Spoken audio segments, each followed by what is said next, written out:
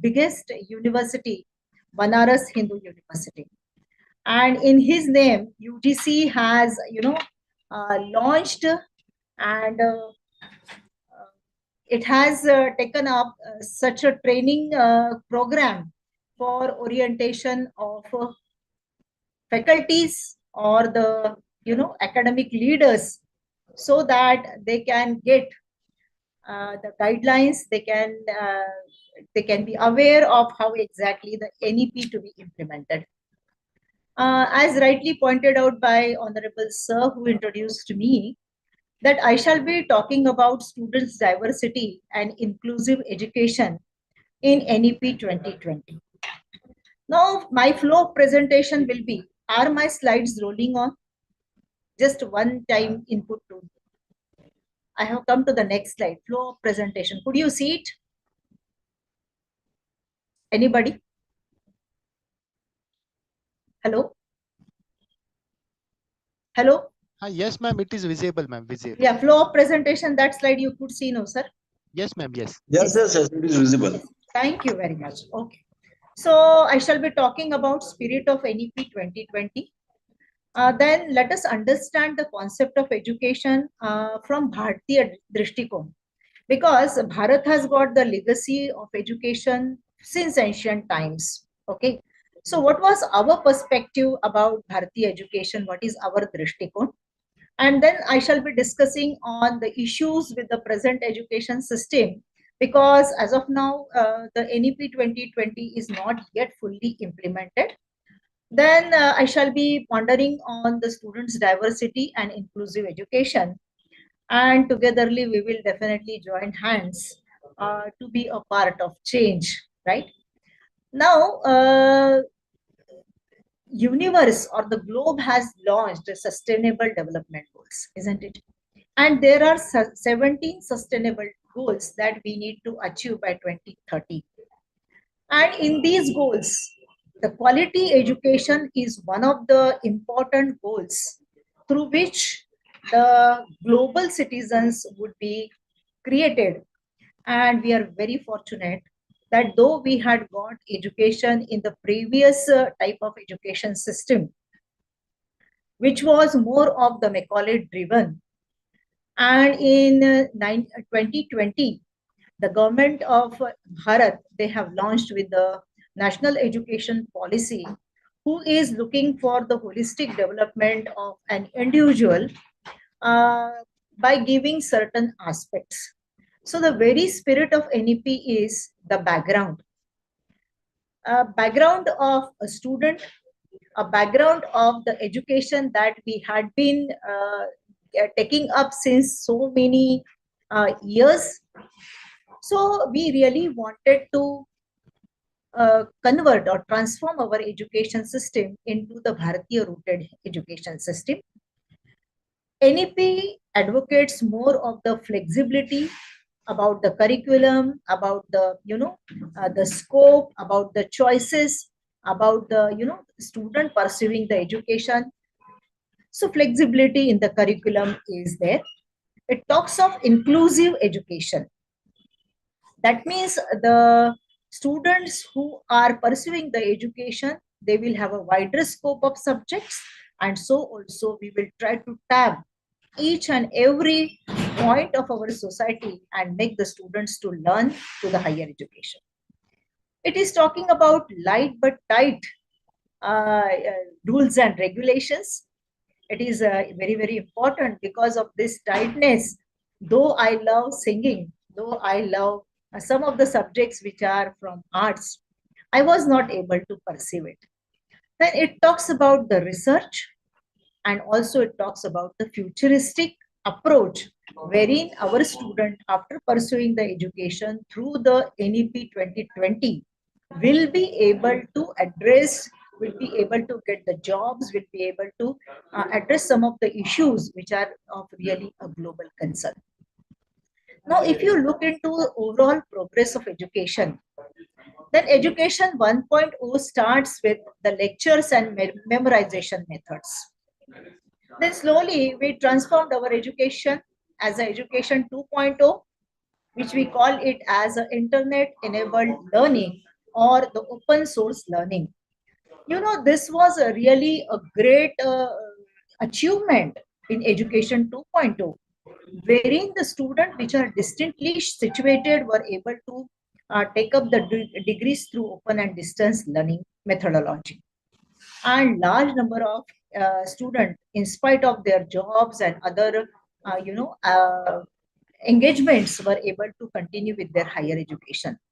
Then the faculties, present faculties we had into the education 3.0, wherein knowledge producing education was very much important. And now the education 4.0 talks about the innovation promoting education. It talks about more of learner centered education. And here the teachers are expected to be the guides, the mentors, helping the students to achieve their goals in the life, make them more skilled, increase the interest of the student towards learning. Now, this picture particularly, it talks much about the present education system. Friends, in a class of 60, we are finding the variety of the students. And we believe that each individual is divine. Each individual's goal in life is different. Madam, sorry to interrupt you, ma'am, but your Yes, sir.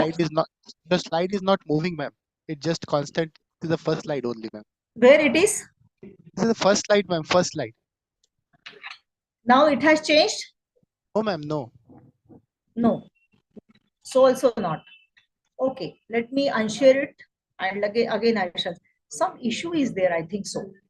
Just a minute, sir. Yeah, ma'am, definitely. Thank you for giving me an update.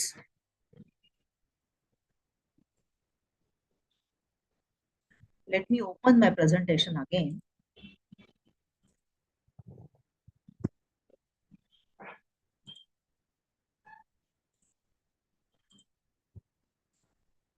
Okay, is it visible now?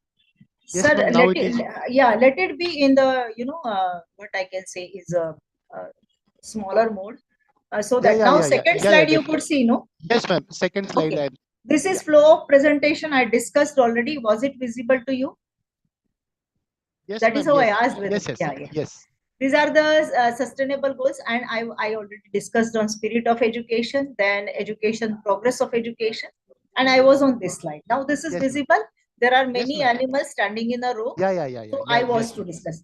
I'm sorry, but let me be in this mode only because I think there is some issue with the. Definitely, ma'am. Definitely. Please be continued. Please be. Okay. So in a class of 60, we believe that each individual is divine and there is a goal to the life of the students. They have to pursue certain aspects for which they are born. But our typical type of education system, we are asking each of the student to appear for the same exams, whether they are interested or not. And depending upon the scores of the student in the exams, we are able to, we are judging them then whether they are eligible, whether they are excellent or not. So if you look into these animals, they had got a specialization in their own areas, but we are asking them to climb a tree, which is impossible for some of the animals. So this particular test or the evaluation methodologies will really not help to judge the performance of the student, and we cannot know whether the student is really good or whether the student is understanding or not. So I feel that I'm a person from the physics background. So some of the examples of mine would be related to physics. So this particular square, if you look into the minutely, then you will find that these squares are, some squares, they are moving. But what is the fact behind? Nothing is moving. It is just an optical illusion which deceives our eyes by appearing to be other than what it is.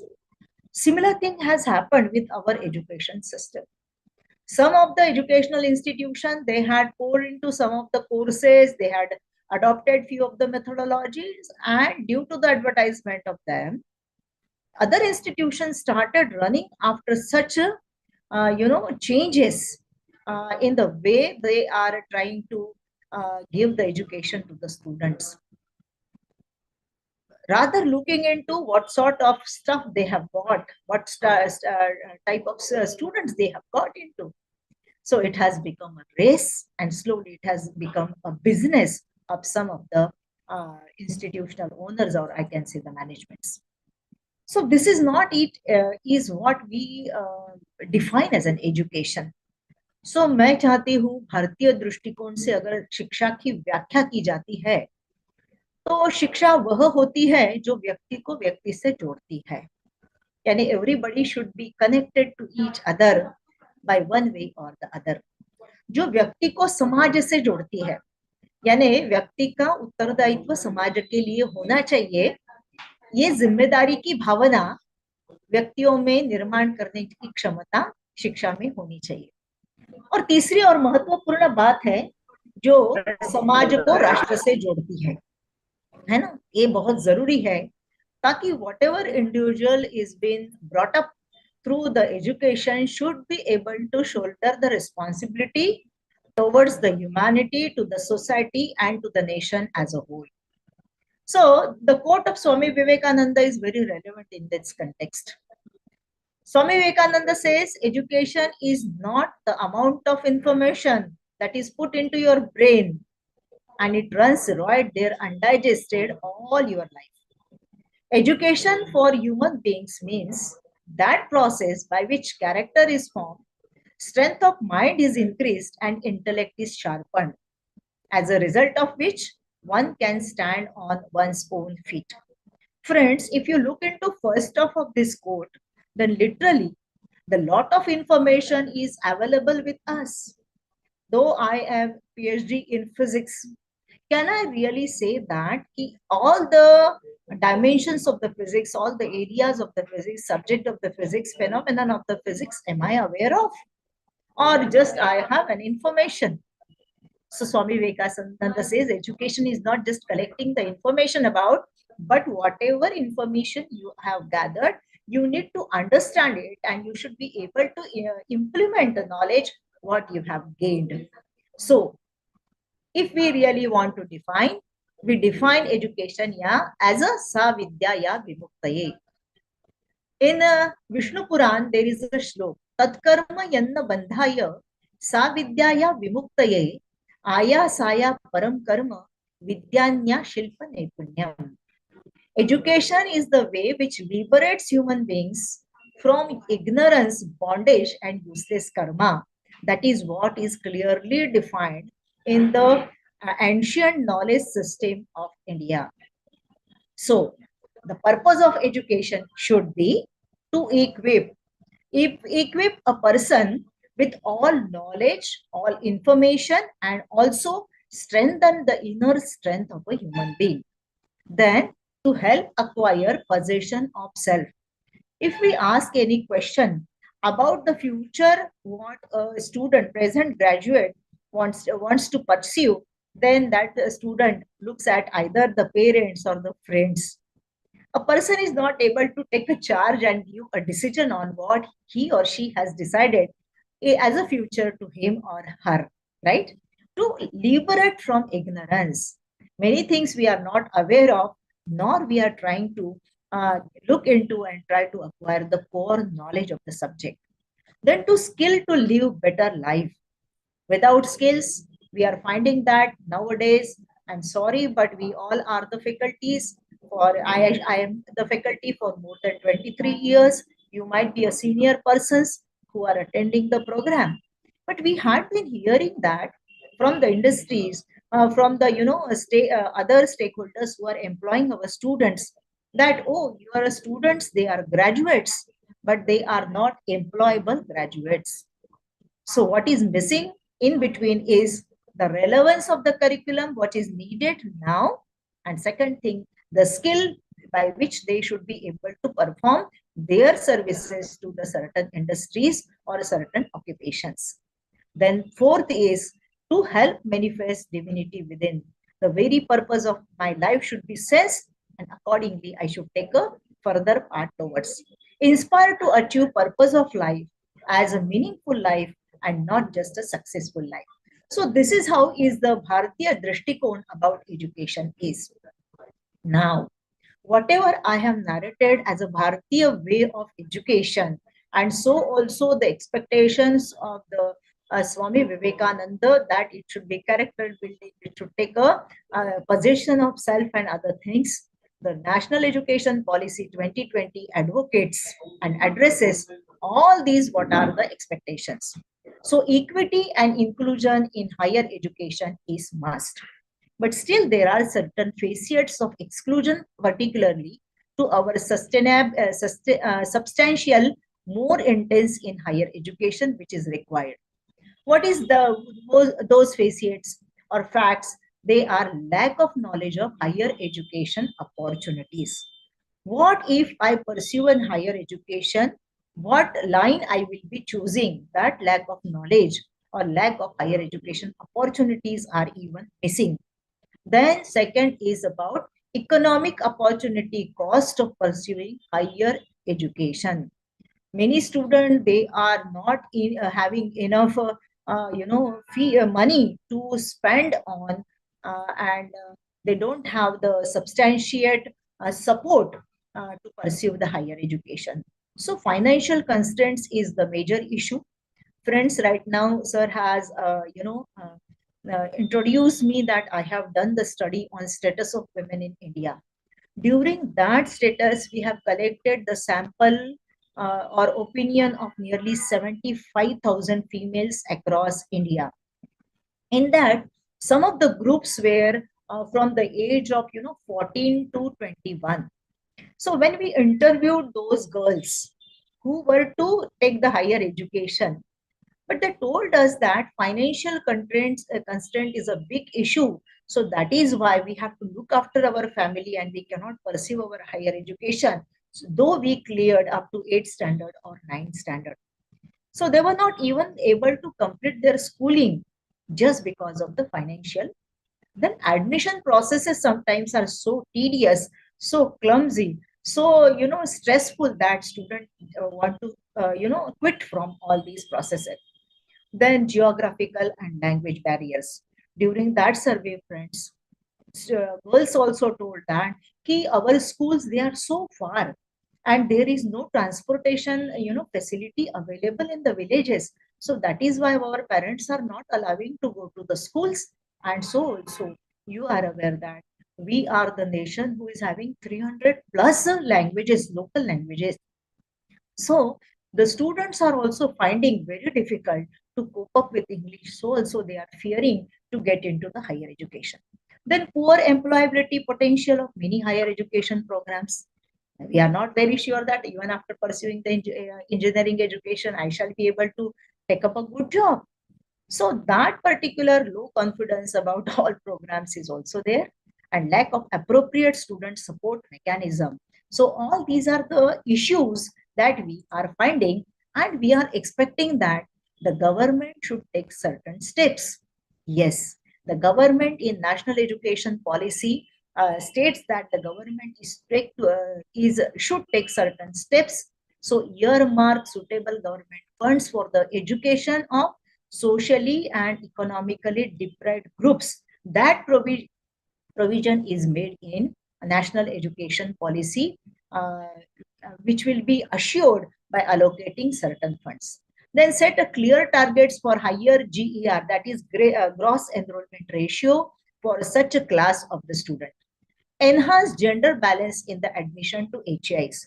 What we shall be talking in today's lecture is about students enrollment of various diversities towards education, right? So in that particular case, we really look into who the student who are socially and economically coming from the socially and economically deprived class or disadvantaged class. They are to be supported for the admissions, and so also the gender ratio has to be maintained. That means we need to promote boys and girls equally so that they can attain the ratio as 1 is to 1. Then enhance access by establishing more high quality higher education institutions in aspirational districts and special education zones containing large number of SEDGs groups. So now actually the government has to map up what are the clusters wherein we are finding too many educational institutions, and which are the areas wherein the number of educational institutions would be less. So accordingly, that ratio has to be managed, and it is suggested that at least in one district there has to be a good high quality imparting educational institution. Develop and support high quality education that teach in local Indian languages or bilingually. I think the point which was a matter of concern in that survey was this only. We are studying in our schooling in local languages, but when we talk of a higher education, that time we are not very confident that we will be able to understand uh, English or even Hindi sometimes. So we won't take this, we won't venture into it. But here in national education policy, the language is an aspect which has taken very well taken care of, and by which I think the enrollment ratio of the student would increase. Their uh, fear will be encountered, or it will go. Provide more financial assistance and scholarship to the class which is deprived. Conduct outreach program on higher education opportunities and scholarships among the. So it is very much necessary that there has to be outreach programs wherein the student will be aware of all the opportunities they can grab into after pursuing the higher education. Develop and support technology tools for better participation and learning outcome. So we really wanted to look into how exactly the tools should be designed and how to make the education more friendly, more interesting, so that everybody feels joy in education. So this was an aspect wherein a government has to take an initiative, but we may be the affiliated or autonomous institutions of Sant Gadge Baba Amravati Vidyapith. So me as an educational institution level, what should be my responsibility as an education or as an institution? First of all, mitigate opportunity cost and fees for pursuing higher education. So it is very much necessary how we can be able to raise up funds, or the certain philanthropists would be approached to, so that the institution will be able to mitigate the opportunity of cost and fees. Then to provide more financial assistance, scholarship to socially economically disadvantaged students, which is very much important. Government will do their job. We as an institution, we need to collect certain funds. Conduct outreach on higher education opportunities and scholarship. It has to be in hand with the government. Make admission process more inclusive. Inclusive means the student from each caste, creed, religion, and all whatever is a spectrum of the students available in the region. How to make students either this education affordable and also reachable. Hmm? Make curriculum more inclusive. That is also very important, because sometimes we feel that अरे university का काम है curriculum को reframe करना, उसमें updates देना, reforms करना, परंतु उस करिकुलम के रिफॉर्म्स के लिए सजेशन कहाँ से जाने चाहिए? तो हमसे जाने चाहिए, क्योंकि जब हमारे स्टूडेंट कैंपस इंटरव्यूज को फेस करते हैं, that time the industries or the the employer tells us, these are the things we really want your students to learn. So those recommendations are to be put in the board of studies, and it should go to the academic council for the reforms more relevant and current information, as well as knowledge should be gained by the student. Increase employability potential of higher education programs, which would be possible by making the students more skilled, more knowledgeable, and also the way they to be absorbed by the industries or the stakeholders. Develop more degree courses taught in Indian languages and bilingually, so that will increase the participation of students. They will take different courses. So that is also one of the aspects we can start at our own level. Ensure all buildings and facilities are having the wheelchair accessible for the disabled or the dependent student. Develop a bridge course for the student that come from disadvantageous educational backgrounds. So bridging the gaps is also very important. When we talk of course outcome, when we talk of program outcomes, that time if we look into the attainment level, so we are finding that we are not on par with what is expected. So the expectations of the society and the expectations and the things we are doing, there may be a gap. So those gaps would be fulfilled either by the add-on courses or the value-added courses or some certificate courses wherein we are able to bridge the gap. And similarly, for the disadvantaged student, we can have the rigorous courses wherein they can make up, or I should say it should be a makeup classes. Provide socio-emotional and academic support mentoring for all stress students to suitable counseling and mentoring programs. See, I remember that when in the olden days, when students from the villages used to come for the degree courses, that time almost for the 15 days there were the orientation programs. In some of the institution, like we as an engineering institution, AICT has made mandatory as 15 days counseling or the mentoring courses, so that the students are well, they set into the program, and their fear for the studies or the books or the language, it moves away. Ensure sensitization of a faculty, counselor, and students on gender identity issues and its inclusion in all aspects of HI, including curriculum. So gender uh, equality or gender identity, the gender bias should not be there. The gender should have the equal opportunities. That friendly atmosphere or the inclusive education methodology should be adopted by the institution, strictly enforce all non-discrimination or anti-harassment rules. UGC, AICT, and all these top statutory bodies, they made it compulsory, and they are monitoring closely all these issues, so that there should not be such things happening in our institution.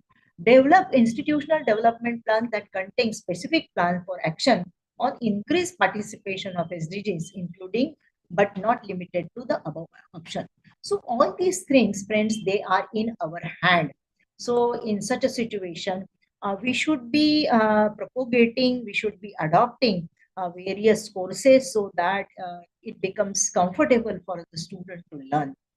As you heard about that, I had been working for NAC for 3 years. In that, I find that in criteria two, if you look into, then one of the key indicators talk about the inclusive participation or inclusivity. So in criteria two, it is stated that the efforts of an institution to serve the students of different backgrounds and ability through effective teaching learning experiences. So if we are practicing these things in our institution to resolve the issues of discrimination, or you can say some class is not able to get into the higher education, then definitely those efforts will be counted or taken care by uh, the accreditation agency like NAC. So it talks of a student enrollment and their profiles, whether all caste students, they are able to SDG class, they are able to cope up with the education and catering to the diversity. So for that, if we have outreach programs, if we have a awareness campaign, if we are going out of our premises and tapping for certain areas wherein we are finding that some of the students are not able to pursue higher education by one way or the other, then in that case that would be helpful, that would be motivation for them. So in national education policy, the equitable and inclusive education, that is learning for all, has got a very great importance.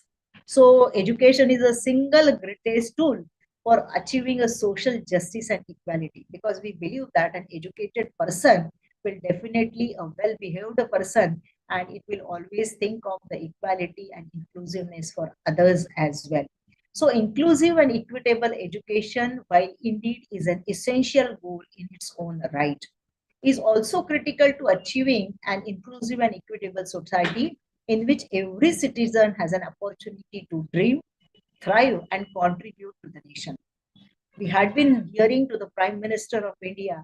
He states that the aspirations of the youth is very, very important.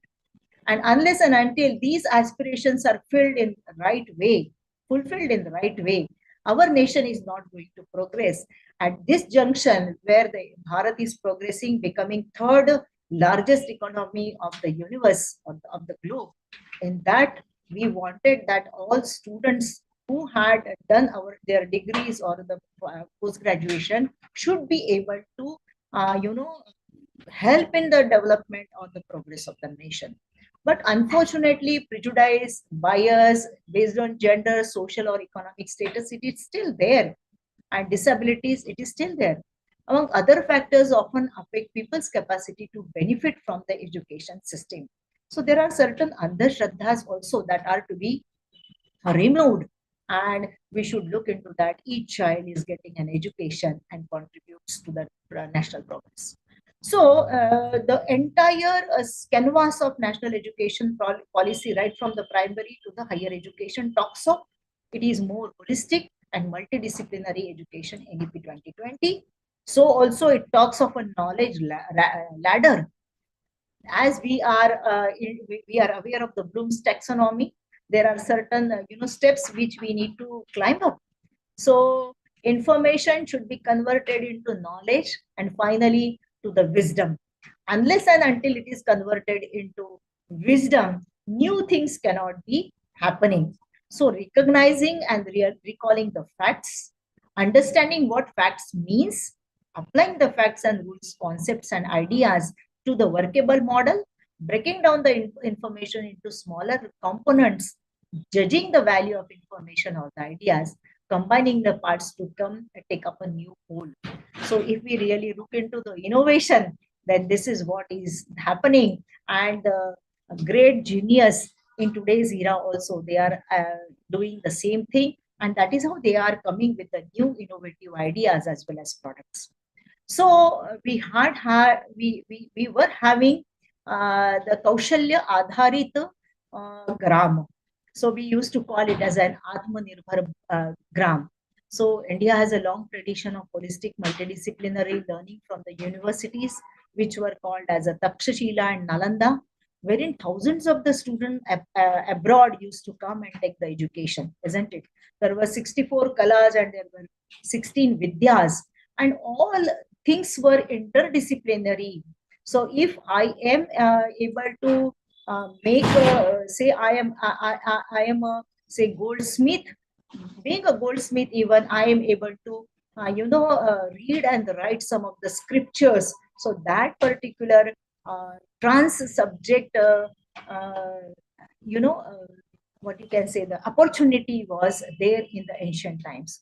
So the very idea that all the branches of creative human endeavor, including mathematics, science, vocational subjects, professional subjects, and soft skills, should be considered as a arts, has distinctly having the Indian origins. So that is what is suggested in this particular NEP policy.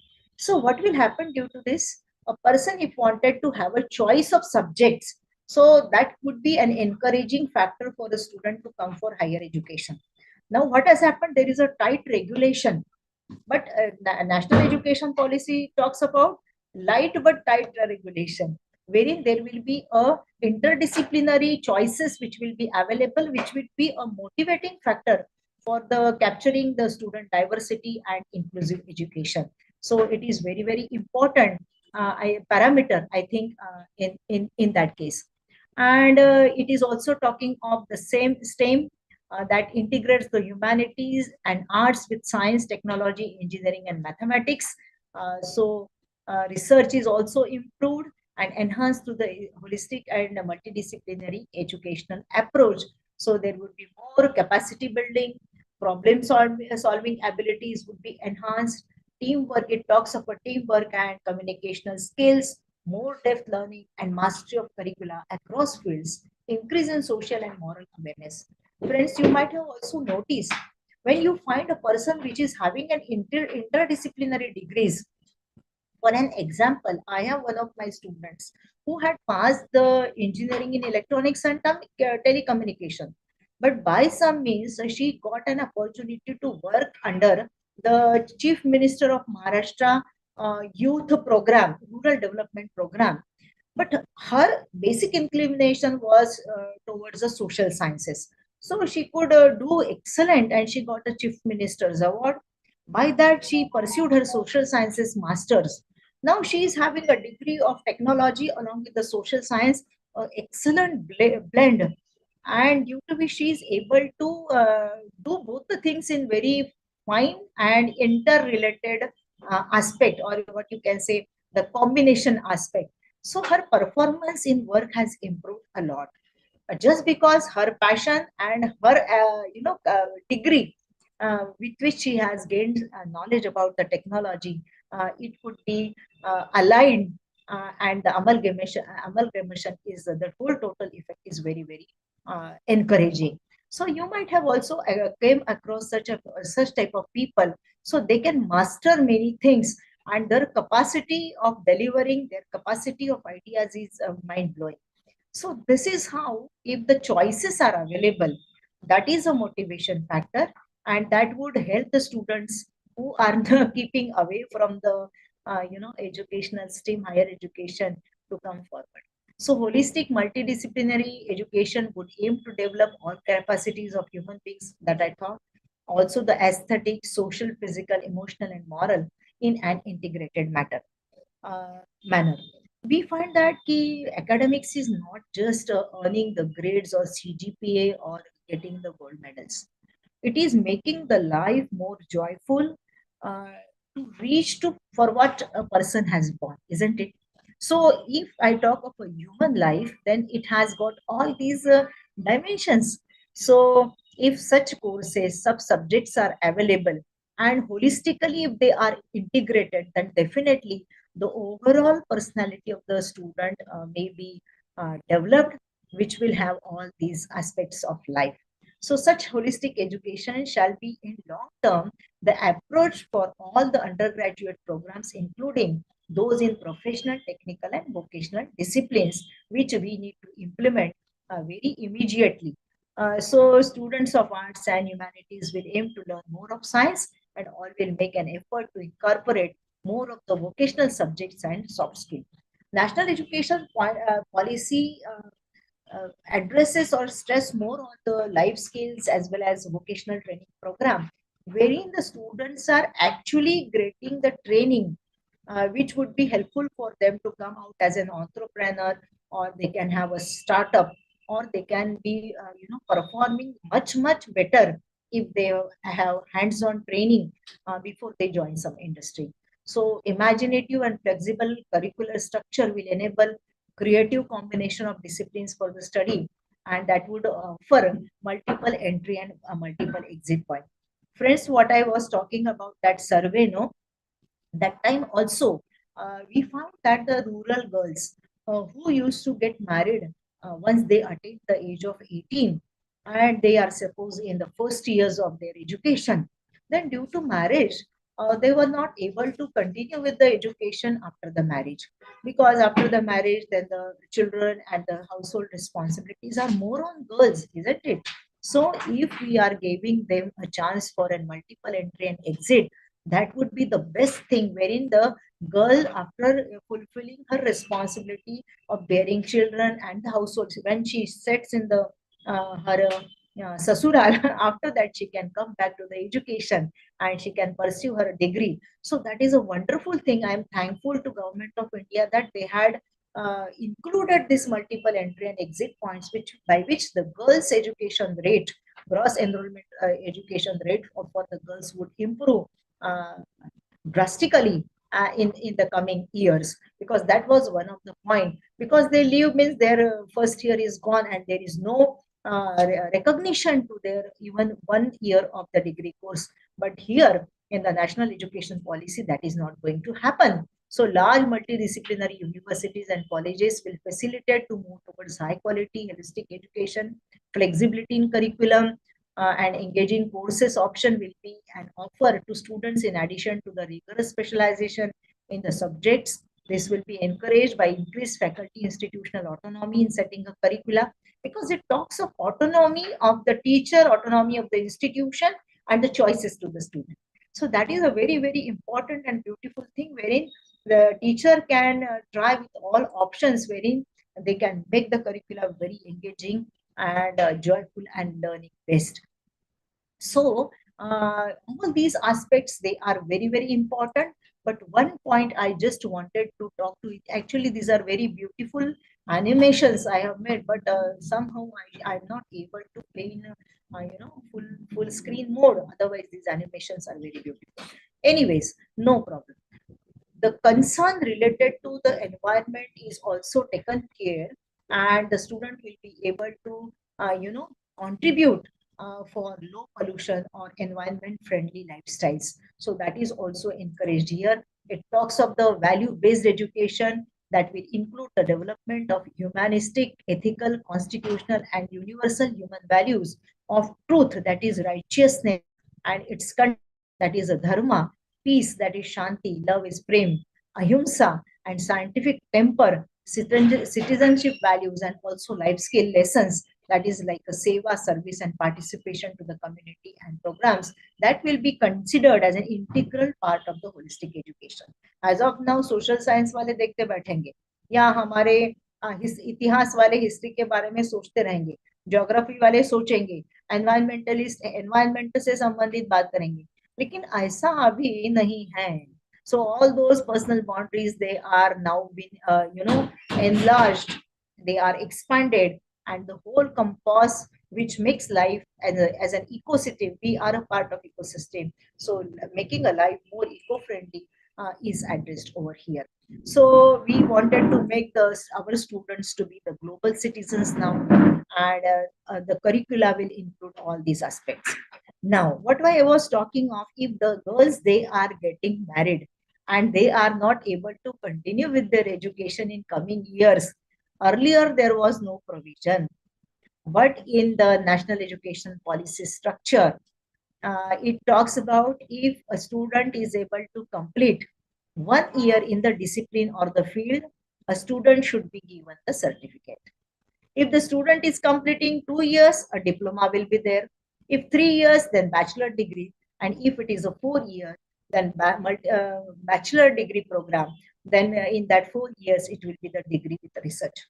What I wanted to tell you that this will also encourage the girls, which we feel that there is a gender inequality wherein the gross enrollment ratio to the higher education to the girls become lower in some of the zones of Bharat.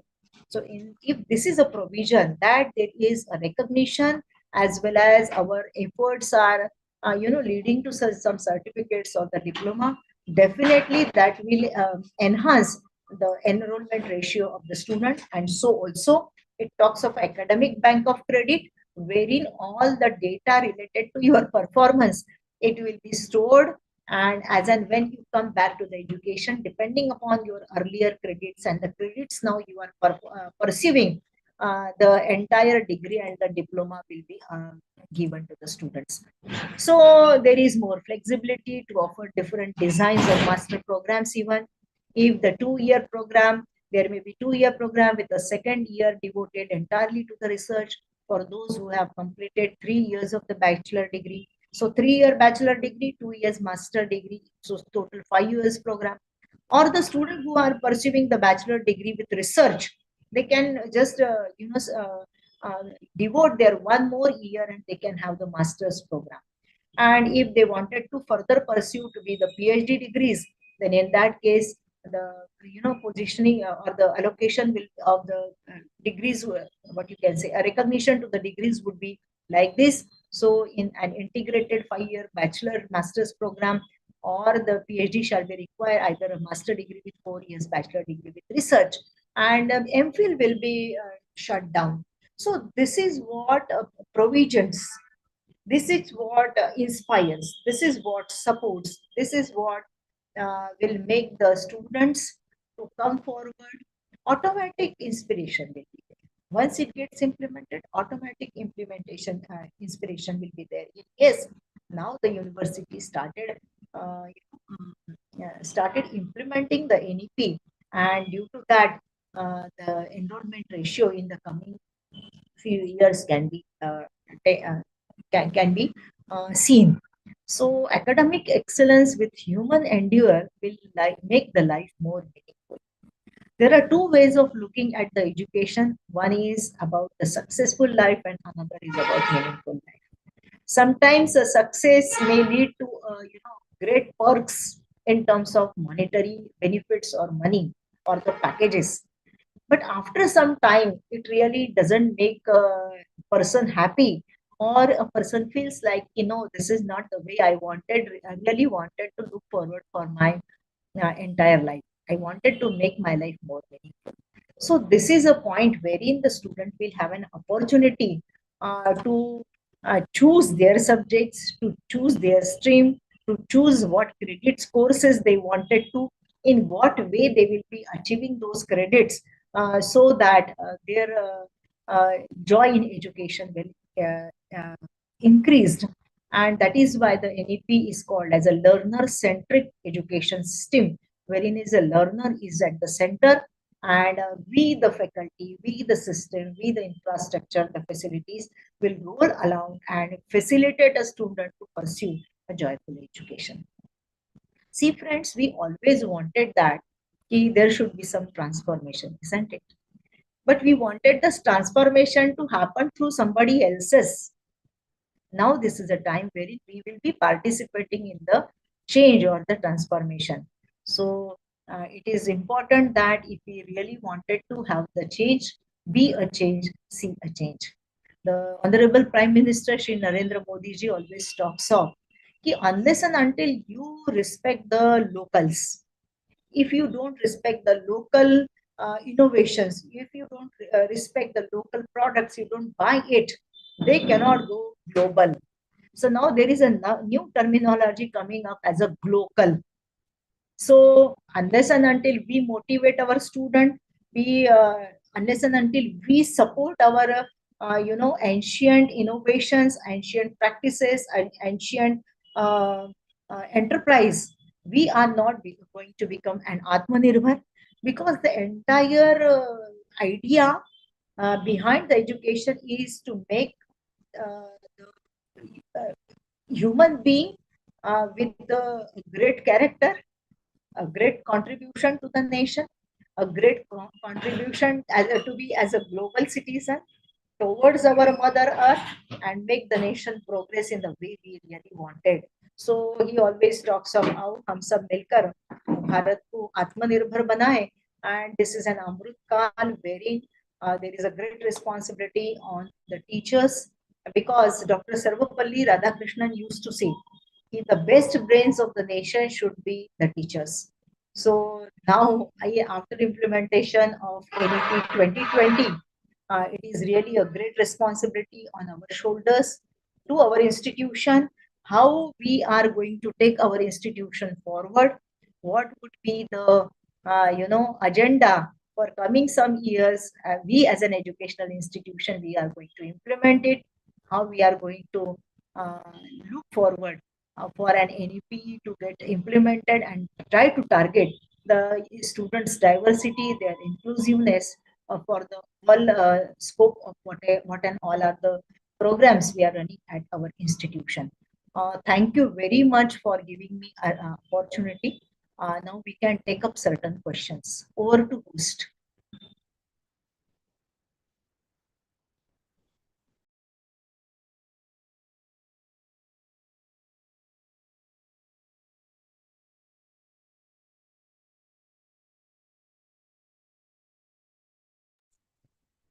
Over to host. If some questions are there, definitely we can take it.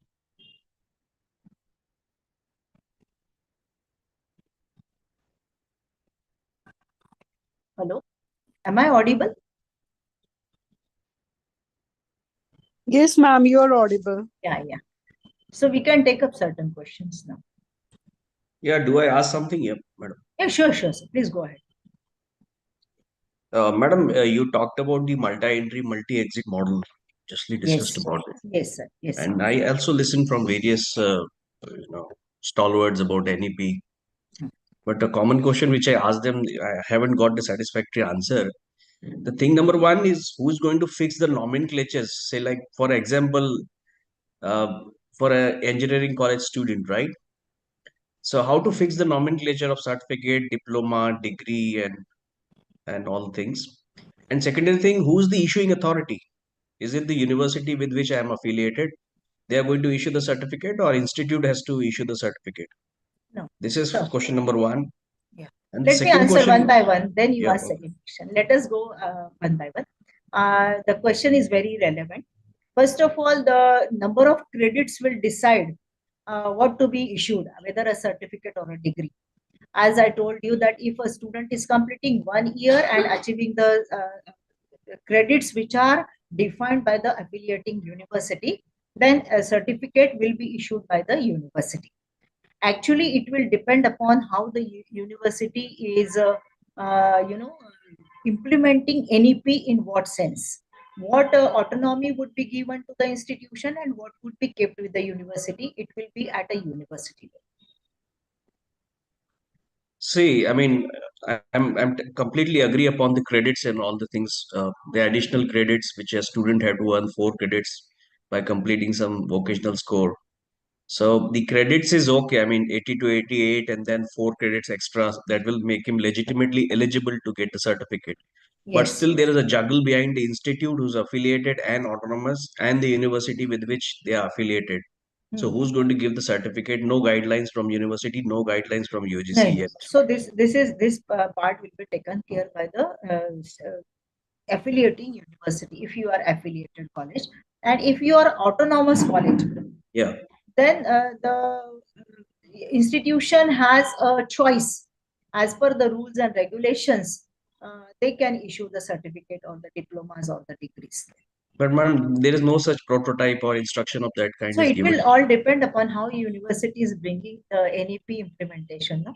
Which university you belong to presently? Can I know that? Yeah, the same university, Sant Acha. Gadgil. So have they implemented NEP, I or think they they are might going be to unfolding it now slowly?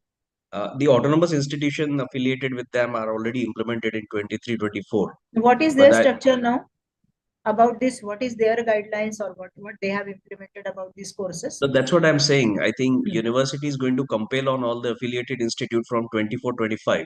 Mhm. But some of the autonomous institutes which are affiliated to them have already implemented it in 23-24. So there's I a am asking a question. In that case, what is the decision? Whether the certificate will be issued by the autonomous college itself or will it come through the university? there's No no clear guidelines about guidelines. it. No Yeah. guidelines. It will come slowly. Now it is, they have taken a baton of change. So, university is a big thing. Entire canvas cannot be implemented in one go. Slowly, phase wise, they will be implementing and preparing the guidelines how it will be coming through. Yes. And the second thing is, madam, being an autonomous institute, we are having the privilege to set our syllabus in curriculum. Yes, sir. Yes. But then, is there any outside chance that some other agency will really check its intellect and the technical correctness belonging to that? No, no. The important thing is that an autonomous institution has their own responsibility to come across. There is no requirement of any external agency as such. But still, if you are going for any accreditation, in that case, the accrediting agency or the experts coming to your institution will definitely ask you, why are these subjects included? What are your aims and objectives? What are your outcomes you are expecting from all these implementations? So you are responsible for your own revisions, but of course you need to see whether the students they are getting a relevant knowledge from the programs and they are employable or they are having their own businesses. And secondly, quality of the education what is expected need to be addressed when the accreditation agencies or the experts they come. You go for some rankings and all those True. things. Actually, accreditation bodies, whether it's NAC or NBA, they are more concerned with the implementation of OBE. No, sir, it is not just like that. When the expert comes to our institution, that time they ask, why What? did you make these all changes? What is your concern about making, or what was your idea about making these changes? It's not just OBE, but we need to address that why we made the relevant changes in the curriculum. Isn't it? Our students' feedback is also important, no, sir? If we had made some changes, then definitely on curriculum there is a feedback. We are expected to take those feedbacks either from all the stakeholders, from the student, from alumni, from the other industry and the Madam, NGOs. that is indirect assessment which comes under the Yeah, implementation of OBE only. yes, you are Yeah, so right. that's what I'm saying. Implementation of OBE is checked. Now, the basic question comes when you define graduation attributes given by AICTE. So the clear interpretation of graduation attributes and mapping of them with the NEP protocols, So, holistic development, multidisciplinary, and all those yes, things. And yes, now yes. making a combo of that and freezing a curriculum with COs and POs and PSOs. My question was, I mean, is it the intellect which an institute have to involve into it, or some of the third party may check it that No, whether I the think the institution has to take over. And secondly, what I feel, sir, due to this combination, whatever was the gap we were facing, no attainment gaps, it would be minimized in due course of time, sure, because yeah, we will be habitual of and nowadays there was a fixed time कि इतने साल में इतना ही आप 20% of the syllabus would be revised in 5 years. That won't be the thing now. No? As and when required, whatever are the inputs you are getting, feedback getting from the stakeholders, you have a fair chance to implement it. yeah, So that privilege that which is here. dynamism would be there. That dynamism would be there, and that will definitely reduce the gap what we are facing in the attainments. Yeah, making sense. Thank you, ma'am. Someone else? Thank you very much, sir.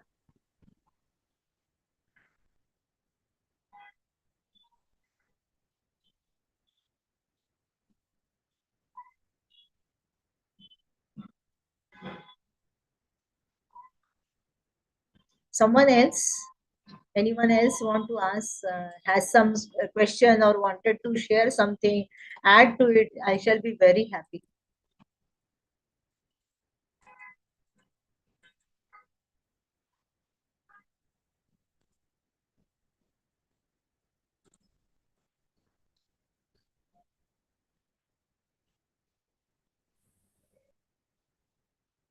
No questions? Everything is fair and fine then.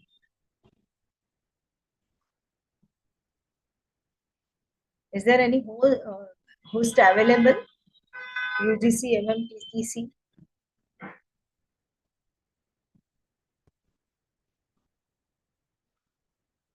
Thank you, Shilbate sir.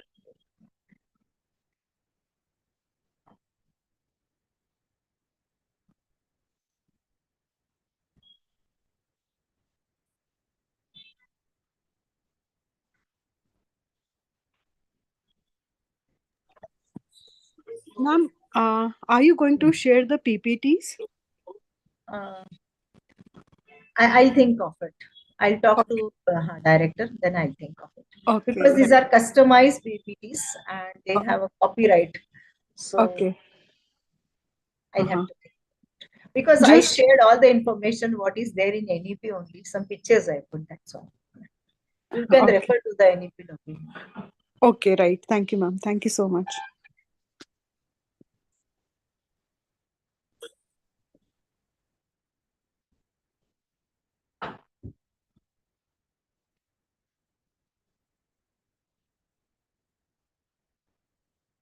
May I ask you one question then? Anyone can answer. How you are in your institution, you are tapping to the inclusive or the all profile of the student to come to your institution? What practices you are been doing to your institution? Anyone can raise hand and answer. Ma'am, can you please repeat the question? Like we are talking about student diversity and inclusive education, na, Dr. Rani? Yes. So how you are practicing such things in your institution? Presently, how you are practicing it? Like it depends. You mean how do we attract students for higher education, Yes, right? yes, yes. Okay. So, ma'am, it all depends upon mostly the students who are undergrads at our institute. Mostly they prefer continuing for post graduation also with the same all the academics as well as extracurricular activities as well as training and placement. Each and every point is worked upon so as to attract students to continue post graduation at the same institute. What about UG, student after 12th coming to your institution to pursue undergraduate program, degree program? Ma'am, about our institute, it's established since 1983 and it's the oldest one like in this region. So it has a good history of Reputation. It yeah, a has good good reputation. yeah, yeah. So we don't have to work much upon it. So you are branded institution. Yeah, of course. Student usually prefer your institution. That's fine. That's great. Can I know the name of your institution? Professor Ram Meghe Institute of Acha, Ram Technology and Mehta Institute. Research. Okay. Yes, So you are yes. joining from Wardha or what? No, I'm from Amravati. Like I'm Amravati talking itself. about Acha. Acha, Badnera Ram Badnera. Meghe Engineering क्योंकि Institute. Meghe Institute is there in Wardha also. Yeah, that is Datta Meghe. Here we have Ram Meghe. Yeah. Anyone else trying creating awareness, orienting the 12th standard students, school student to come for higher education? Somebody else practicing such things can share so that we can learn from you. Yes, ma'am. These are the new for the new budding institutes.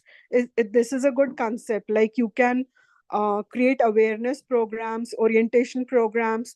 You can visit different junior colleges and you can advertise. Like you can tell about the features, the salient features of your institute, your achievements, and everything, so that they get attracted towards.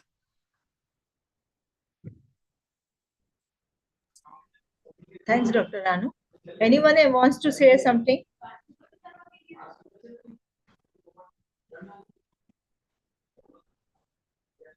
Anyone from UGC MMTTC? Can you take up the session further?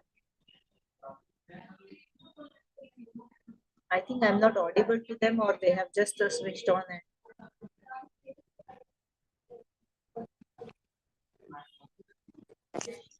Ma'am, can you suggest like what should be the strategy to yeah, attract? entire presentation was about suggestion only in line with NEP. I Uh, told about my survey also, no?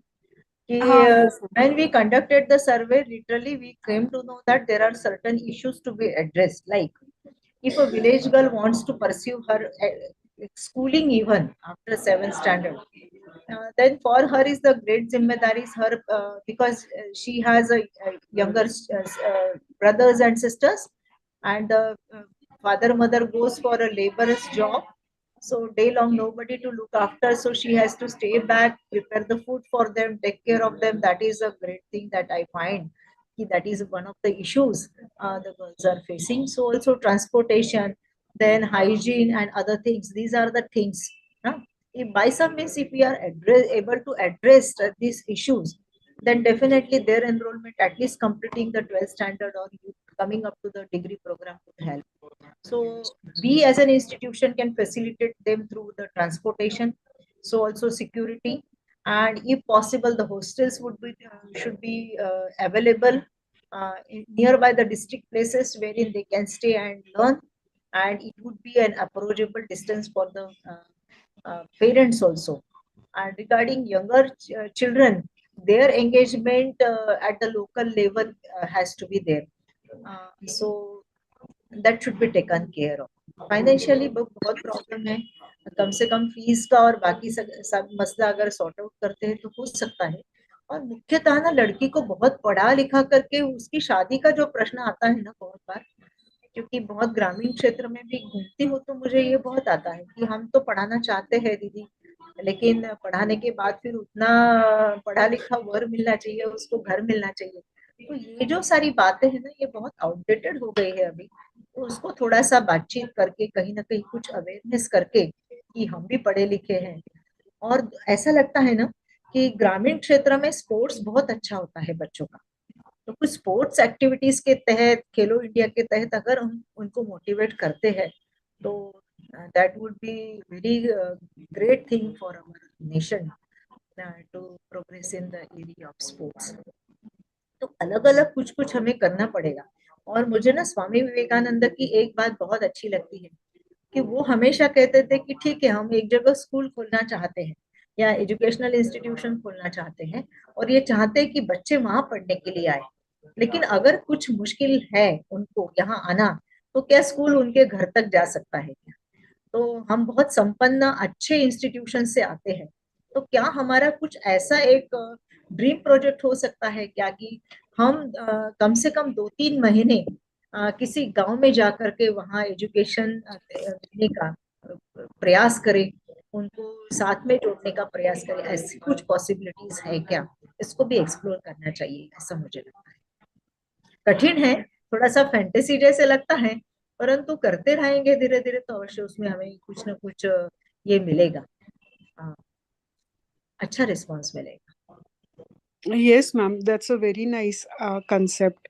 करना चाहिए मतलब, और हम लोग कर सकते हैं, like women can work for girl students. So yes yes, हाँ, और एक हम लोगों ट्रस्ट होता है ना गर्ल्स का और विमेन टीचर्स अगर रही, हाँ। yes, तो उन पर उनका बहुत ट्रस्ट रहता है, तो इजीली फिर पेरेंट्स भी कुछ चीजों के लिए तैयार हो सकते हैं। तो कुछ एक कैंप्स के तहत ही बोल दीजिए आप, लेकिन हम्म। कुछ ऐसा हो सकता है क्या, थोड़ा उनको मोटिवेशन मिलेगा। अगर आपको याद है तो हम सब ने ना वो फिरता दवाखाना देखा है, आपने भी देखा होगा कि बस में यस ही दवाखाना और डॉक्टर्स हुआ करते थे, और वो हाँ। बस्ती बस्ती जाकर के और इलाज करते थे। तो बाद में फिर कंप्यूटर ट्रेनिंग भी, चलता फिरता कंप्यूटर ट्रेनिंग, ये भी कॉन्सेप्ट आया।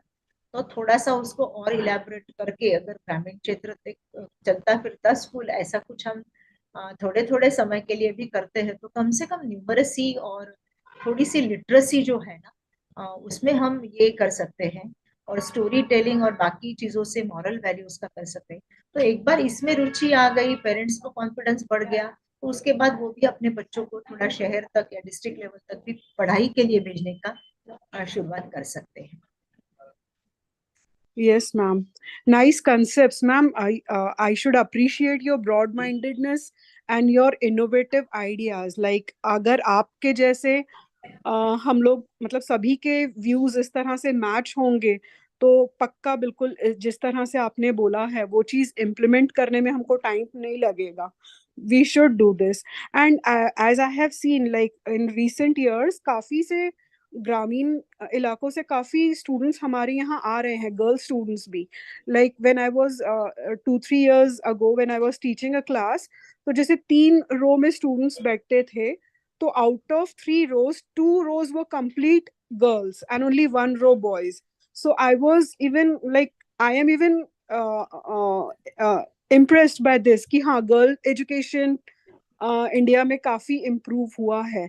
लेकिन हाँ, वो ग्रामीण इलाकों से आती हैं गर्ल्स. और लेकिन एक बात जरूर है, जब उनसे पूछा जाए क्लास में कि आपका एम क्या है, तो दे आर लाइक मतलब उनके पास कोई एम नहीं है कि after completing engineering what do they want to do.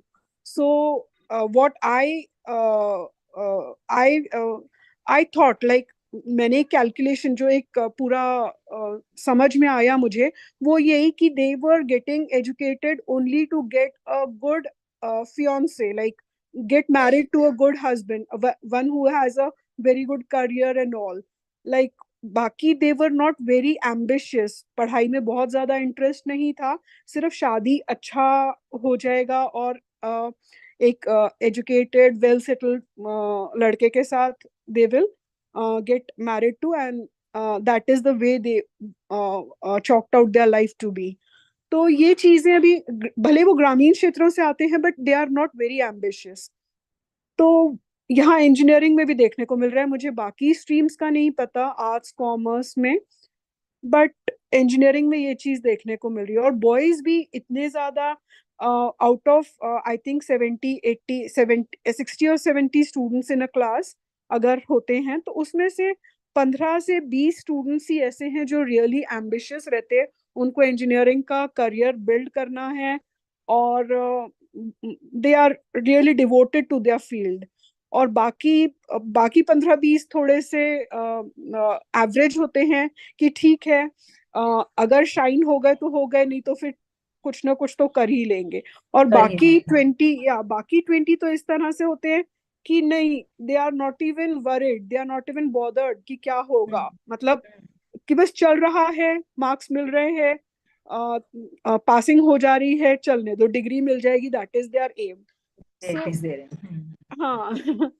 So, but I like your concepts. Like अगर हम लोग इस तरह का एक ग्रुप, एक तरह का अगर हम पूरा एक टीम बना सकते हैं to take the schools to the villages, to take the colleges, to take the education to the villages, चलता फिरता कंप्यूटर अगर हम ले जा सकते हैं तो ये बहुत अच्छा कंप्यूटर इवन कंसेप्ट। हमारे स्टूडेंट्स का जो आउटरीच प्रोग्राम होता है ना, in हाँ, NAC also, NB also, we are asking for outreach programs. In okay, that also, a student can be motivated for each one, teach one.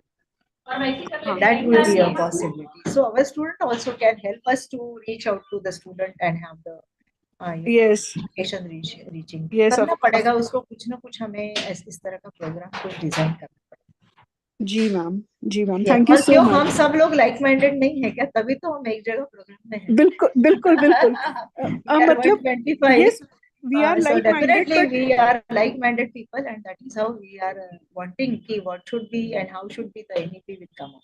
हाँ, बस वही चलिए, डेडिकेशन, थोड़ा सा dedication, yes, devotion yes, yes, उसको yes. Seriously लेना पड़ेगा बस। बिल्कुल। या थैंक यू चलिए, so much thank ma'am. you so much. UGC MMTTC who is there Yes, yes, ma'am. joining. Yes. Yes, yes. Sir, there are no questions as of now, Yes. so we can close the session. Yeah. So, if there any concluding remark, ma'am, from your side? No, the concluding remark is that we have taken a baton of light to educate each and every corner of our nation. So the way our institution wishes, we will talk to them, we will reach to the common consensus and make our education more inclusive, student friendly, what is needed to stand on them on their own feet, so that those who are wanting to have some jobs or wanting to have some of the enterprise or so they should be able to do it. So skill-based education, value-added education to be a good citizens is a need. That is a clarion call from Honorable Prime Minister. So let us work together so that we will achieve that great goal of making Bharat the Vishwa Guru. Thank you very much. Thank you, ma'am. Thank you. And friends, I will continue the last lines of madam कि हमारे honourable prime minister जो है भारत के, इन्होंने विकसित भारत का एक agenda हमारे सामने रखा हुआ है और विकसित भारत का एजेंडा हमें पूरा करने के लिए हमारे जो इंस्ट्रूमेंट है, ये नेशनल एजुकेशन पॉलिसी, नई राष्ट्रीय शिक्षा नीति 2020 जो हम लेके आए हुए और आज इस पे वेरियस एस्पेक्ट्स पे हम डिस्कशन कर रहे हैं। तो इसका सबसे क्रूशियल एस्पेक्ट जो है वह स्टूडेंट केंद्रित जो है, विद्यार्थी केंद्रित हमारी जो नई शिक्षा नीति है यहाँ हम लेके आए, उसी के ऊपर हमारा ये पूरा डिस्कशन और चर्चा सत्र शुरू है। तो madam, on behalf of Malviya mission teacher training centre Sant Gadge Baba Amravati university, I express my heartfelt gratitude and sincere thanks. Ma'am, you have delivered us such a wonderful lectures. Not lecture, I will say the session, and very interactive session that has been enlighten us on the various very crucial topic. The way you have expressed that complex concept in a very simplicity way, ma'am, that is tremendous and very appreciable. You have enlightened and broadened our knowledge, and definitely, ma'am, we will do in the future with this line, and definitely we will achieve our goals. And most of our students are belongs to the in Amravati region. Most of our students are belong to the rural areas. And now I will share something about because the government of Maharashtra recently declared the school connect concept, and through this concept definitely we will reach out to last student of that rural area, so that we can make really education in inclusive manner. Thank you so much, ma'am. Thank you so much on behalf of UGC Malviya Mission Teacher Training Center. Again request and again express my heartfelt gratitude and sincere thanks for being with us and enlighten us with a very valuable and insightful session. Thank you so much. Thank you, Thank you, sir. madam. Thank Thank you. you, madam. Namaskar. Thank you, madam. Thank you, sir. Very nice. Thank you. Let us see forward. Look forward to move on. Session was Namaste. very nice. Yeah. So participants, we will continue with our next session that is based on the community engagement. As soon as I think, yes, our expert has joined with us, Professor More, sir. Yes, sir. Yes, sir. Yes, sir. Sir, if you have no problem, there will be a little bit early, 9 to 10 minutes. But if you could permit, shall we start, sir? Okay, Session. no problem. Okay, no problem. So, participants, again, I welcome you all to this virtual platform.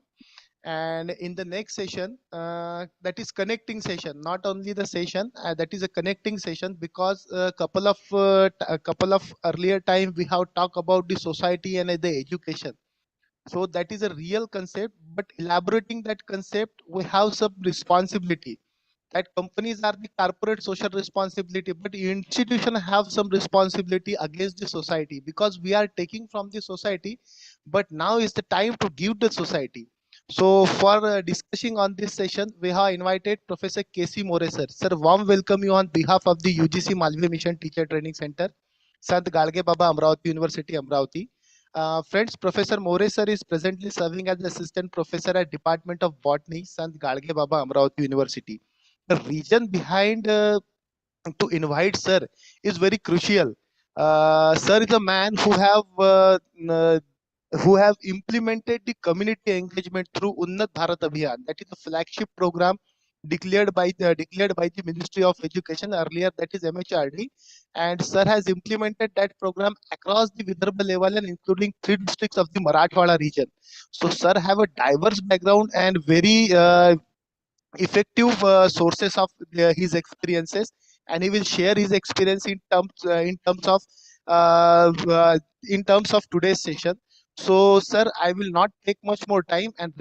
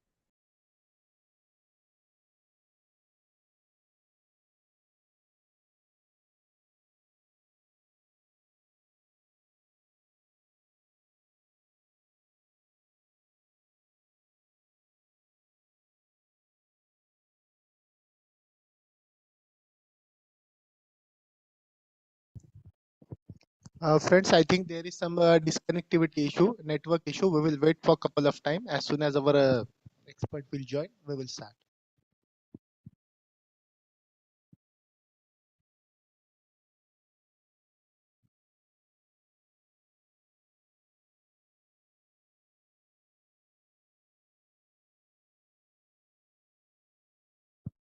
Hello, More sir. Yes, sir. Yes, sir. Due to network Yes issue, sir. I was left. Yeah, sir, please start, sir, please start. Thank you, sir, for introduction. I am very much thankful to Malvi Mission Teacher Training Center, Sant Gadge Baba Amravati University. What today's topic of discussion is relationship of higher education and society with special emphasis on community engagement.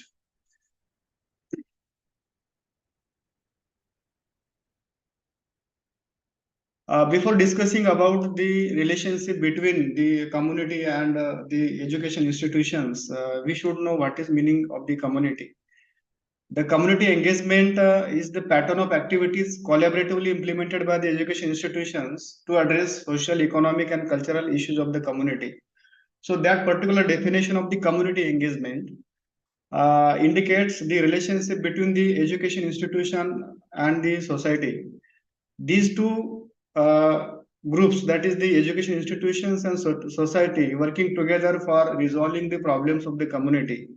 Before discussing the various aspects of this particular concept of the community engagement and how that community engagement is very important for survival of the education institutions, we should know the little bit about the structure of the education institutions. When we focus on any education institutions, we are having this type of the communities, and the structure of any education institutions having these different stakeholders like the teacher community, research community, parent community, business community, employer, and other communities. These all communities individually and partially collaboratively working together for running the any education institutions. So these kind of structures we people are observing and these kind of structures we are now realizing in the education institutions. And when you look at the relationship between the community and academic research or the education institution, you will find that very partial. There is a merging happen between the community and academic research. Why there is no merging happen between the community and academic research? Because there is no appropriate mechanism or way by which the research which is conducted in the universities or in the colleges, that should be community based research.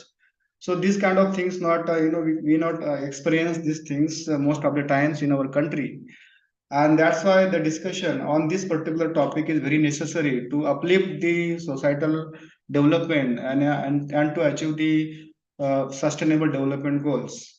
Why there is a why these two things are separate? We all are the part of the education institutions, and we should know the mission of the education. There are three missions. When you go with some foreign universities and schools and colleges of the abroad, you will find that there is a three missions. On these three missions, people are working, and these three missions are teaching and learning, research, and society.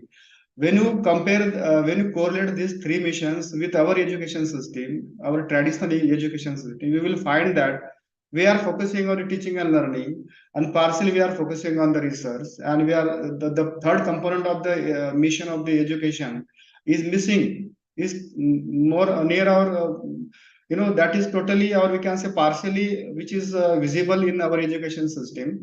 So we have to focus on these third missions, and there is an equal weightage to be given to the third mission, that is the society, and that's why we people is not able to resolve the problems of the society, and that's why the discussion on this particular topic with respect to the present day traditional education systems and upcoming the education system, that is the national education policy. These components are given over there, so we should have to discuss on this particular aspect. So what is our target is to reduce the gap between the community and education institutions. So how we can reduce the gap between the community and education institutions? Education institutions, they are totally rely on the community. Without community, any education institutions not able to survive. So we can say that when you take the exam, when you correlate our own, that means when you correlate the individually or as institutions or as a community belongs to the education institutions, we totally depend on the society for our survival. So that means without society, any education institutions not able to survive. Society means the community, village community or civic community or some other communities. These communities are the for source for the students, and these students are coming from this community. These students once come to the institutions, these students are processed in the institutions and converted into the products, and these products then once these products are produced, once these students get some skills and knowledge from the education institutions, these products are produced by the institutions, but these products not get the employability or job opportunity because We haven't mapped these products with the global market or global, local, state, and national markets. We should have to identify these markets, and then after we have to work on the products so that we can develop such a sellable product. This product may get their positions in the market. So for that purpose, we should have to merge the gap. We should have to reduce the gap between the community and society. If you wanted to convert the products that should be get usable in the market, that should be get recognition in the market, that is we can call a local or a national market. I am using the word products is in the form of the students. We are processing student as an industry. We are processing student as an industry, but we are not talking about the marketability or market value of our products. Why? Because we are not focusing on the needs of the community or the society belongs to our country or belongs to our region. And that's why we should know how to understand the community. So before working for the community, very important part for this particular discussion is to understand the community. And for understanding the community, without any appropriate mechanism, without any academic and administrative mechanism, we can't directly engage in the community engagement process. And that's why we should have this kind of the processes. And in these coming slides, we will discuss about how foreign universities, how foreign schools and colleges having this concept of the community engagement and how the community is an integral part of the education system. We'll discuss these things. But before discussing, we should know the basic aspects of the community engagement, why community engagement is necessary, and how we are totally dependent on the community for our survival. When you look at the any education institutions of our country, as well as universities, colleges, and all these, people or society is not having good remark about the institutions or about the faculty members, about the teachers. Why these things happen? Because we are not engaged in the community for understanding the community, and that's why the engagement of the community is very necessary. This is the unidirectional education flow, which is we are experiencing of belongs to our country or our nation. That as we have discussed in earlier slide, that we acting as an industry where we get resource from the villages, and that's why we should have to focus on the villages, because we are dependent on the villages or the community for our resource. Without that resource, we can't survive. So we get that resource. We, government of India or government, society, peoples expend money to process that resource, that is the students. We are acting as a catalyst. We convert this raw material, or you can say the substrate, into the products. And after converting the products, we can able to develop some products that are having good market value. But these good market value products not recycled, or we can say not reused in the nation development process. That means our country money, our we expend a lot of money on making the finance products is in the form of the scholars, and these scholars not used in our country for nation development. These products left the country and serving for the foreign countries. That means we are spending a lot of money for the foreign. We are spending a lot of money for the foreign peoples, foreign countries, because finance products most of the times left the country. These finance products not get this opportunity in our same country. And that's why we should have to understand, we should have to make a finance products, so that finance products is in the form of the students should be get utilized in our country's nation development processes. And that's why the new education policy, there is one component which is included in this new education policy, is a community development, community engagement component, and through which now we can have administrative as well as academic freedom, so that we can get engaged in the community engagement process, and we can identify the local problems, local issues we can identify, as institutions, and after identifying this local issue, we can develop the solutions. Why we people are not developing solutions? Because we haven't identified the local problems. Because there is no mechanism for identification of the local problems. How we can identify the local problems? Local problems only be identified when we became a part of the community. And that's why we should have to reduce the gap between the community and the education system. That is, that we have to connect the knowledge and village.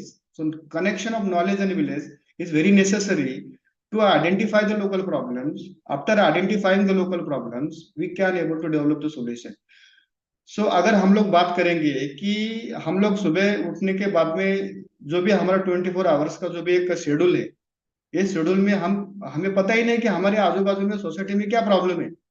हमारे school के बच्चों को भी पता नहीं कि society में क्या क्या प्रॉब्लम्स है, फार्मर्स की क्या प्रॉब्लम्स है, लेबर्स के क्या प्रॉब्लम्स है, बाकी के जो लोग हैं उनके क्या प्रॉब्लम्स है। ये प्रॉब्लम हमें पता नहीं है, और पता नहीं होने के कारण से हम लोग सॉल्यूशन की तरफ नहीं बढ़ रहे हैं, क्योंकि हमें उस प्रॉब्लम के बारे में पता ही नहीं है। हमारे पास जो एक रिसर्च करने का जो टेक्निक है, एक जो मेथड है, वो जो ट्रेडिशनल जो मेथड है, उसमें हम लोग क्या करते हैं कि हम लोग रिव्यू ऑफ लिटरेचर को फॉलो करते हैं। After performing review of literature, हम लोग क्या करते हैं कि हम लोग स्लाइड मूव हो रहे हैं ना, स्लाइड्स मूविंग और not? Yes sir. Yes, okay sir, thank you. So यहाँ पे हम लोग जो डिस्कस कर रहे हैं कि सोसाइटी के जो भी प्रॉब्लम्स है वो हमें पता नहीं है। प्रॉब्लम न पता होने के कारण से जो भी प्रॉब्लम सोसाइटी में, जो भी लोकल प्रॉब्लम्स है, ये जो प्रॉब्लम लोकल जो सोसाइटी के जो प्रॉब्लम्स है, सोसाइटी के जो इंडिविजुअल जो प्रॉब्लम्स को फेस कर रहे हैं, वही उनके हिसाब से सॉल्यूशन को ढूंढने की कोशिश कर रहे हैं। जब हम लोग देखेंगे कि पास्ट 20 ईयर 30 ईयर्स के बारे में जब हम लोग डिस्कस करेंगे, तो प्रॉब्लम सेम है। जब आप लोग विलेजेस में जाएंगे तो प्रॉब्लम जो 20 साल पहले जो थे उसमें थोड़ा बहुत चेंज आया है। मतलब एज पर आवर एक्सपेक्टेशन जो प्रॉब्लम्स जो थे उस समय में वो कम होने चाहिए थे, या उसमें सॉल्यूशंस, उसमें एडवांसमेंट होने चाहिए थे। So as per our expectation, we haven't get the solutions. Why? Because the whatever research which is conducted in the institutions, in the universities, in the colleges, whatever the curriculum which is taught in the schools, these curriculums not having total relevance or much irrelevance with the community or society, and that's why the students not able to aware the problems of the society, not able to aware the problems of the farmers. So if there some problems are there with the farmers, so farmers trying to resolve their problems by their own, because farmers not having the technological knowledge, farmers not having the scientific other information, and some farmers not having some other required things. So farmers trying to resolve their problems by their own. If, for example, the farmer's problem should be get identified or understand by the student, so student can develop the solutions against these particular problems, and together the college and the village together working for the resolving the problems. If these things happen, then and then we can able to achieve the sustainable development goals. But these things not observed over here nowadays because of we are not having the proper mechanism to get engaged with the community engagement process. And that's why to understand the importance of the community engagement for the inclusive development of the nation is very necessary. तो जैसे यहाँ पे इस particular flow में हम लोगों ने देखा कि हमारे पास जो भी प्रोसेस, जो भी रिसोर्स आ रहा है, वो रिसोर्स हम लोग एज ए कैटलिस्ट करके उसको प्रोडक्ट में तो कन्वर्ट कर रहे हैं, लेकिन मार्केट में उसकी क्या वैल्यू है वो हमें पता नहीं कि हम अगर जो फार्मर्स है, फार्मर्स का जो प्रोडक्ट बनता है, प्रोडक्ट बनने के बाद में फार्मर्स को जो प्रोडक्ट्स है उसको मार्केट में कुछ ना कुछ तो वैल्यू मिलती है, लेकिन हमारे जो प्रोडक्ट स्कूल से और कॉलेजेस में जो प्रोडक्ट्स बनते हैं, क्या उनको जॉब अपॉर्चुनिटीज है? क्या उनके पास कोई सॉल्यूशन है? सोसाइटी के जो प्रॉब्लम उसके अगेंस्ट उनके पास कोई सॉल्यूशन है? सोसाइटी में बहुत सारी प्रॉब्लम्स है, और अगर हम सॉल्यूशन के तहत अगर प्रोडक्ट बना रहे हैं तो definitely they will get the opportunities to withstand in this particular society to resolve their problems and also get some support. But we don't have this kind of mechanism, and that's why we are just making the products, but we are not working about the market value of that product. So nowadays this is a transition period where we are having biggest opportunity to redesign the curriculum according to the education policy. And for that purpose, when we, for example, I belong to the botany subject, and if I wanted to design the syllabus or formulate the curriculum, I should have to focus on the market value of botany. What is the market for botany? What is the local market for the botany? What is the regional market for the botany? What is the national market for the botany? And what is the global market for the botany? So where the botany products can be get utilized, where these botany products can be get, where the botany students, where the botanist can be get can get opportunities, that we have to first find. So first we have to find the opportunities in the different sectors. According to these opportunities, that is the local, global, national opportunities. After studying these opportunities, I have to design the syllabus and skills components so that I can use these skills components in the teaching and learning and research activities in our industry, that is the education systems. When our students go through these particular components, they have these skills components, and according to that they can able to get the opportunities. अब हम लोग जितने भी traditional method से जो भी teaching process में जो हम लोग जा रहे हैं, हम प्रोडक्ट के बारे में सोच ही नहीं रहे, हम सिर्फ प्रोडक्ट बना रहे हैं. लेकिन अभी जब जैसे फॉर एग्जांपल कि आपको कोई प्रोडक्ट बनाना है, फॉर एग्जांपल कोई एक फार्मर है, फार्मर के पास स्ट्रॉबेरी का प्रोडक्शन है, तो फार्मर क्या करते हैं कि स्ट्रॉबेरी का प्रोडक्शन करने के बाद में वो उसका सॉर्टिंग करते हैं, सॉर्टिंग करने के बाद में मार्केट के हिसाब से उसको सेल करते हैं. हमारे पास उनके पास मार्केट, उनको मार्केट पता है कि कहाँ पे कैसा मार्केट है और क्या वैल्यू है प्रोडक्ट को, वो उनको पता है. लेकिन हमारे पास जो भी हम प्रोडक्ट बना रहे हैं, हमें तो मार्केट के बारे में पता ही नहीं है.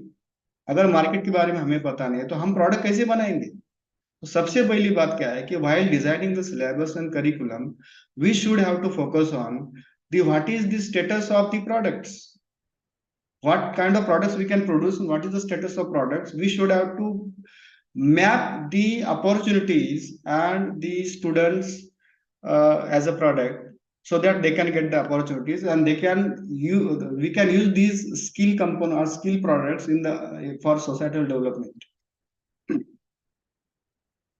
What is the correlation of natural ecosystem and education system? What happens in nature when you take the example of any any ecosystem, the ecosystem is having more amount of the diversity. That ecosystem is the healthy ecosystems, and that particular ecosystem can become stable in the different changing climatic conditions. Because if the ecosystem having different species, different plant species or different organisms are there, there is a options for survival of these organisms, and through which the ecosystem maintain its stability and became a successful, or you can say that ecosystem is a healthy ecosystem. For when you correlate the same with our education system, our education system is also the ecosystem. And for survival of any education institutions, it may be university or college or any subject or any institution itself not able to survive. Institutions should have to focus on community, because community is the source from which we get the resource as the students. If the community will not send the students, how we can able to survive? So we should have to focus on the community, and that's why community component, students, parents, then stakeholders, and the institutions stakeholders like the teachers and administrations and other things, they should have come together, working together for providing the solution. If we not able to focus on the community or parents or students or other stakeholders, if not involve these particular components in our ecosystem, we not able to maintain our balance, we're not able to maintain our the healthy status. And that's why when you correlate ourselves with the present challenges, our education systems are under stress condition. and they are struggling for their survival. हम लोग बोल रहे हैं कि बच्चों के अभी job opportunities नहीं है, ऐसा है वैसा है, सब चीजें हम लोग डिस्कस कर रहे हैं, लेकिन ऐसी चीजें क्यों है? मतलब हम लोग, हमारा काम as a catalyst to convert the subject into the product. हम लोग स्टूडेंट को स्किल देके उनको मतलब बाहर निकाल रहे हैं, लेकिन क्या वो स्किल सफिशिएंट है? क्या उस स्किल के हिसाब से वो जॉब उनको मार्केट में कुछ वैल्यू है? उसके ऊपर काम करना सबसे इम्पोर्टेंट है। उसके लिए अगर हमें वो सब चीजों के ऊपर अगर काम करना है, तो सबसे पहले हमें एक हेल्दी इकोसिस्टम डेवलप करना जरूरी है। लेकिन वैसी हेल्दी इकोसिस्टम हमारे पास नहीं है। जब आप लोग when you take the example of foreign universities, you will find that foreign university or foreign schools and the colleges, the society, that is the community decides the appointment of the principal. Community decides the appointment of principals and other important teachers. Community decides the budget of the schools and colleges. That means in the foreign countries, whole society working together for betterment of the nation through the education system. यहाँ पे कैसा चल रहा है कि यहाँ पे हम लोग पेरेंट मीटिंग लेते हैं, कभी कितना लेते हैं वो हमें पता है, मतलब कितने बार पेरेंट मीटिंग लेते, पेरेंट कितने इन्वॉल्व होते हैं। वहां पे फॉरेन कंट्री में सिचुएशन क्या है कि अगर किसी पेरेंट को स्कूल के क्लास में, बच्चे के क्लास में जाके बैठना है तो जाके बैठ सकता है, और वैसे स्कूल के पास वैसे मैकेनिज्म उसके हिसाब से वो क्या करते हैं कि प्रोग्राम ऑर्गेनाइज करते हैं पेरेंट्स के लिए, कम्युनिटी के लिए। तो वहां पे community as a whole community, including, there is no the gap between the education system and the community. They are working together for converting the finest product so that they can design the solutions, they can develop the solutions against the burning issues of the society. हमारे पास जब हम लोग यहाँ पे discuss करेंगे कि 20 साल पहले वही प्रॉब्लम थे, आज भी वही प्रॉब्लम है और कल भी वही रहेंगे, क्योंकि हमारे पास वैसा कोई सोल्यूशन ही नहीं है। हम लोग उस तरीके से, उस स्पीड से सॉल्यूशंस को डेवलप नहीं कर रहे हैं, क्योंकि हमारे पास ऐसी मैकेनिज्म ही नहीं, हमारे पास बहुत बड़ा गैप है between the community and the society. So that's why the community engagement in higher education is very important aspect for achieving the sustainable development goals and nation development. So higher education and society is very important aspects. There is a correlation between the higher education and society, and that's why there should be the very important aspect, that is a community engagement. When higher education institutions and society working together and became an integral part of that particular institutions, then definitely they can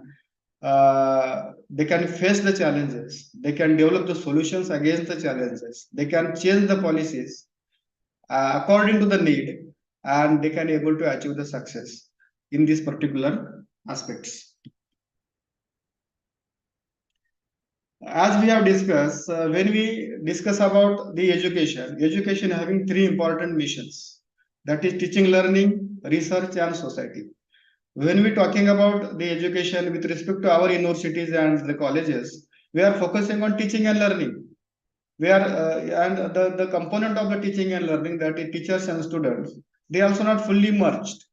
They should be working together for the target motto of the teacher and student is same, to understand the concept, to learn the things, to acquire the skills.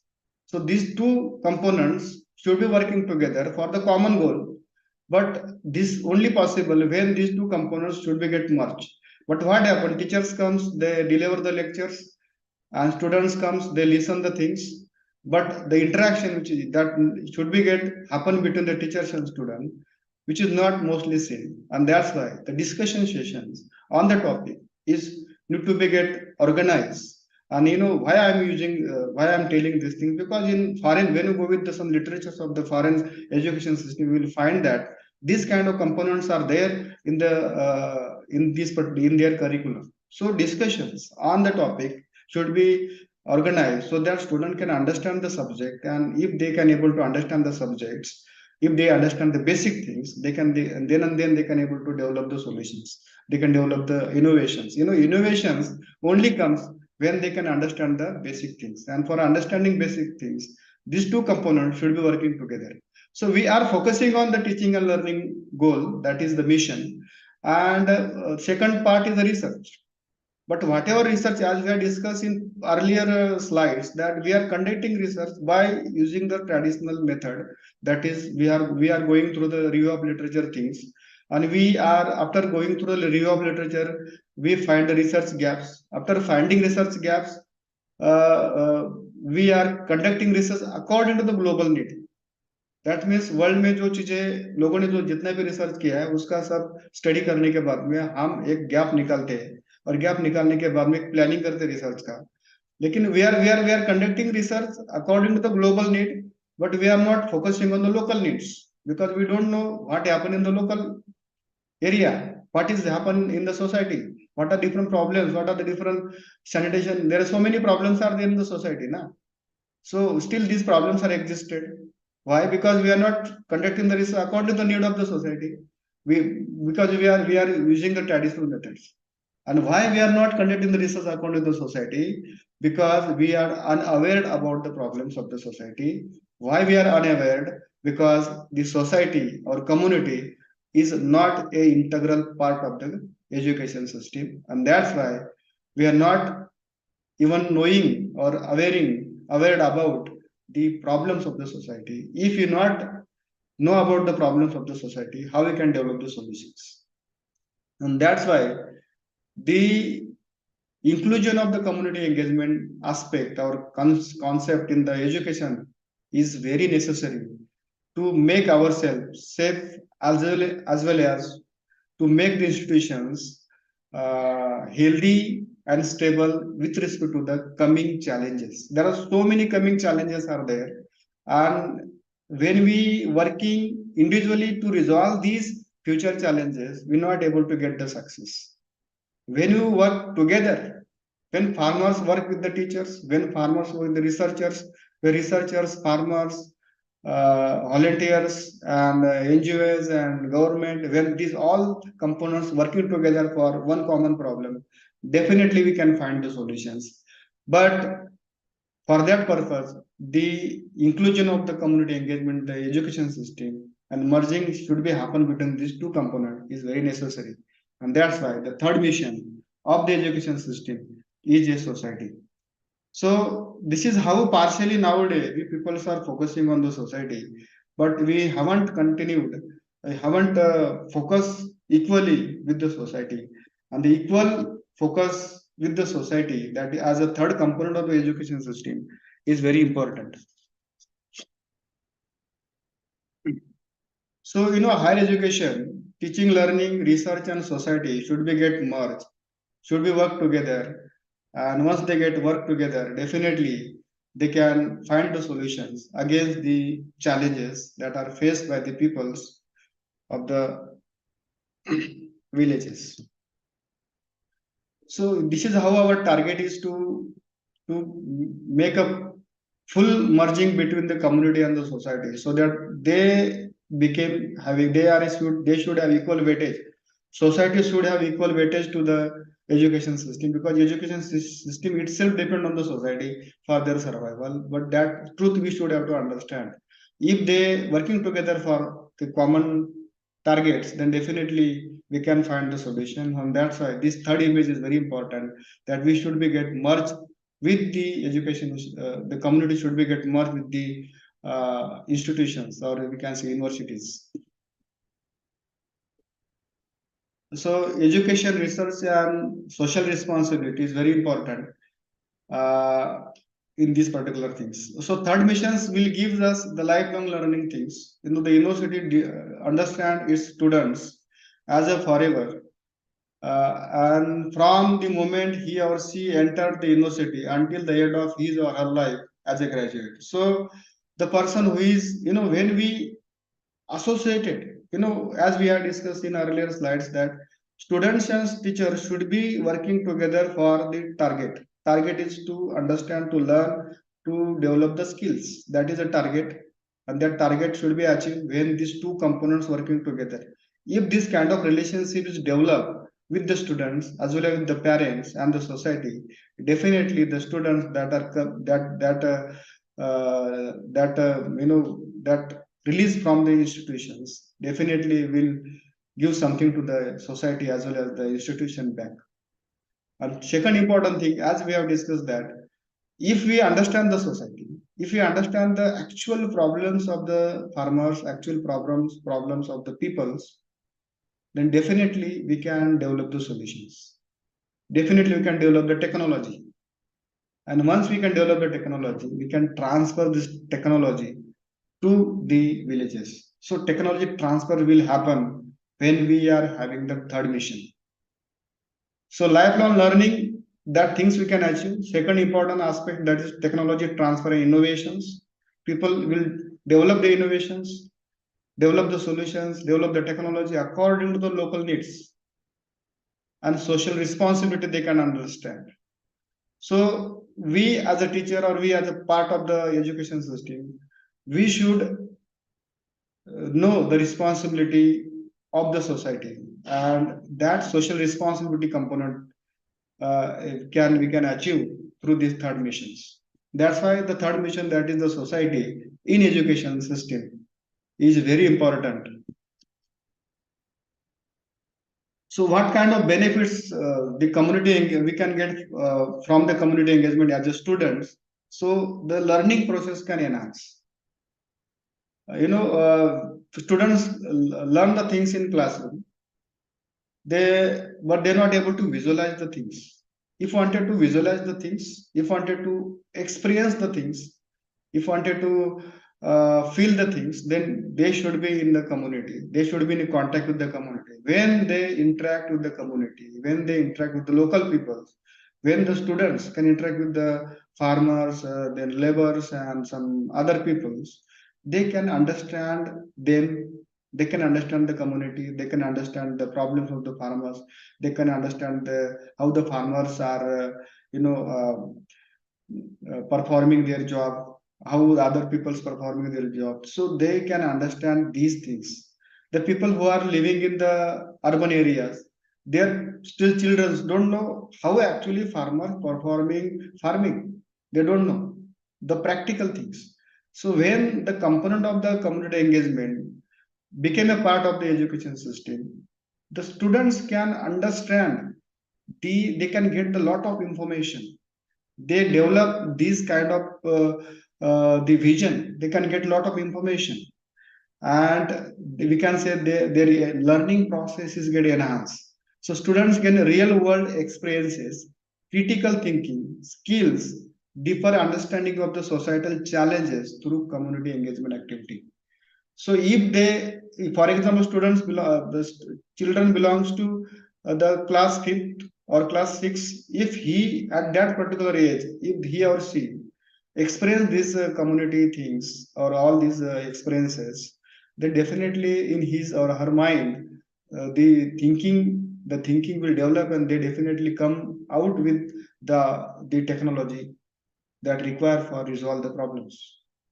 So that's why the learning process of the students can definitely get enhanced when the community engagement component is introduced in the education system. Second important aspect that we can achieve, that is personal and professional growth.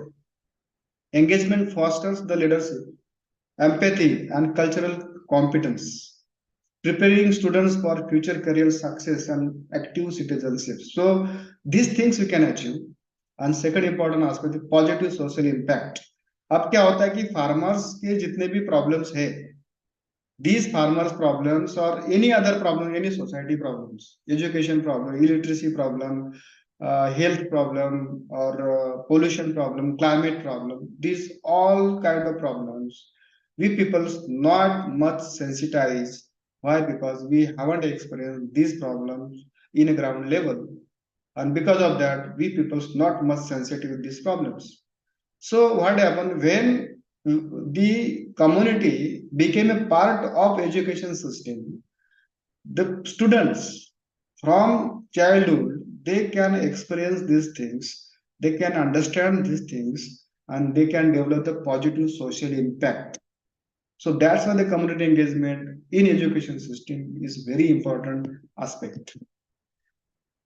So the benefit of the community engagement for the community. What kind of benefit community will get after having the engagement process in the education system? The community, we can, by this particular process, there is a capacity building happening. For example, after studying the community, how many males, how many females, how many old peoples, how many young peoples, how many, what is geographical conditions, soil conditions, water availability conditions, and biodiversity of that particular area. After studying these things by the education volunteers or institution volunteers, by studying these strengths and weaknesses of the villages or the society or community, they can, the capacity building process will be possible. So we can give the training to these particular peoples as a skills. We can provide skills training. We can provide the skills training as a part of the education systems, and we can develop their capacity to achieve the sustainable development goals.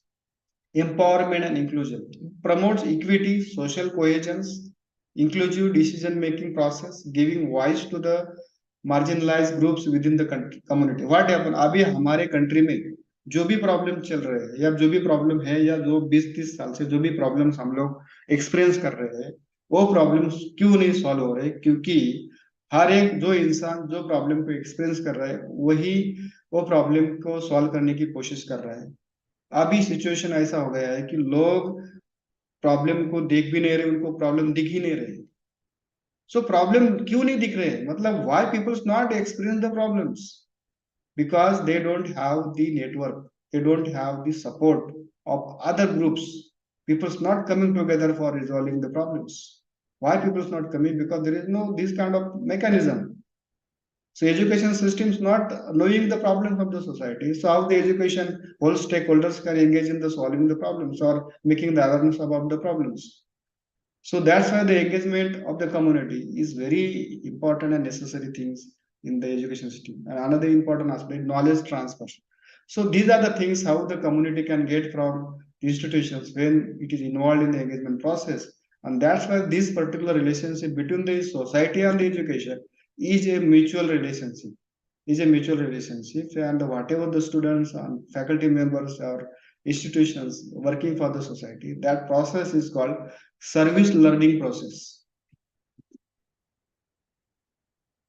So community partnerships, once we can have the community engagement with the institutions through the collaborations and other things, we can definitely, there's a partnerships with the business partners, research impacting the community, consulting services, technology transfer, as we have discussed.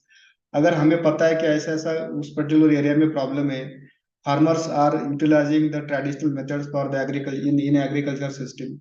So some of the engineering college students recognize these problems and they first understand the problems. They visit that particular field. They observe very minutely all the things. After observing these things, they develop the critical thinking about the situation which is there in the field, and then after they develop technology so that they can resolve their problems, farmers' problems. So once they develop the technology transfer will happen. And what happen, each and every university now incubation centers are there. If you have this kind of technologies that are required for the local needs or that are required for the society, these kind of technologies or knowledge or ideas are supported by the incubation centers that are there in the universities. So these kind of innovations or technologies or these ideas may come when the students experience or understand the community or societal problems. Lifelong learning, continuing education, we can achieve through this particular way. Industrial links, we can develop business ventures, educational outreach activities, research parks, pins. So these are the things, these particular images taken up from the one document which is published by the Germany Institute And in that particular country, people are working on these particular things so that they can achieve the sustainable development goals. So community engagement, when we have these things, we can identify the societal challenges. Multi-stakeholder engagements is happen, identifying the challenges, challenges that should be first identified. That challenges should be identified, and after that the solutions will be provided. Collaborations with the knowledge partnerships happens, applying cutting edge solutions and humanitarian technologies. So these things we can achieve when we are having the community engagement in education system. External and internal challenges are there while implementing this particular concept in the education system. That is the funding pressures, perform-based fundings, global ranking, innovation, technology transfer, and other things.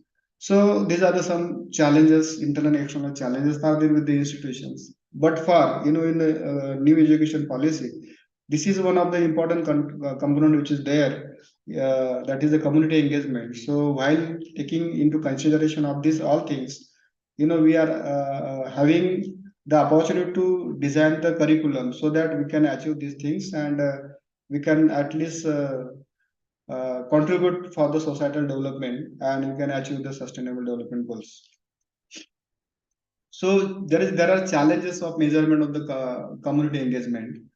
And this is how the community engagement is a context specific and based on the geography, socioeconomic development, institutional profile and mission, academic discipline, and other things. So new approaches in Europe, when you discuss these things, when you correlate these things with the Europe, you will find that there is a different ways, that is qualitative ways, through which the qualitative they are having this mechanism, and they set up the qualitative parameters for assessing the performance of the institutions. Multifaceted and context specific, there is no comparison or ranking is there. Participative, no desk-based checklist, and innovative, inspired by but going beyond the existing tools. So they understand what kind of institutional, external, internal problems will be faced by the institutions. So accordingly, they chase, they develop some changes, and according to these particular guidelines or these particular changes, their institutions are working. So when you try to understand the community engagement, that is the first thing is inform, then consult, involve, collaborate, and empower.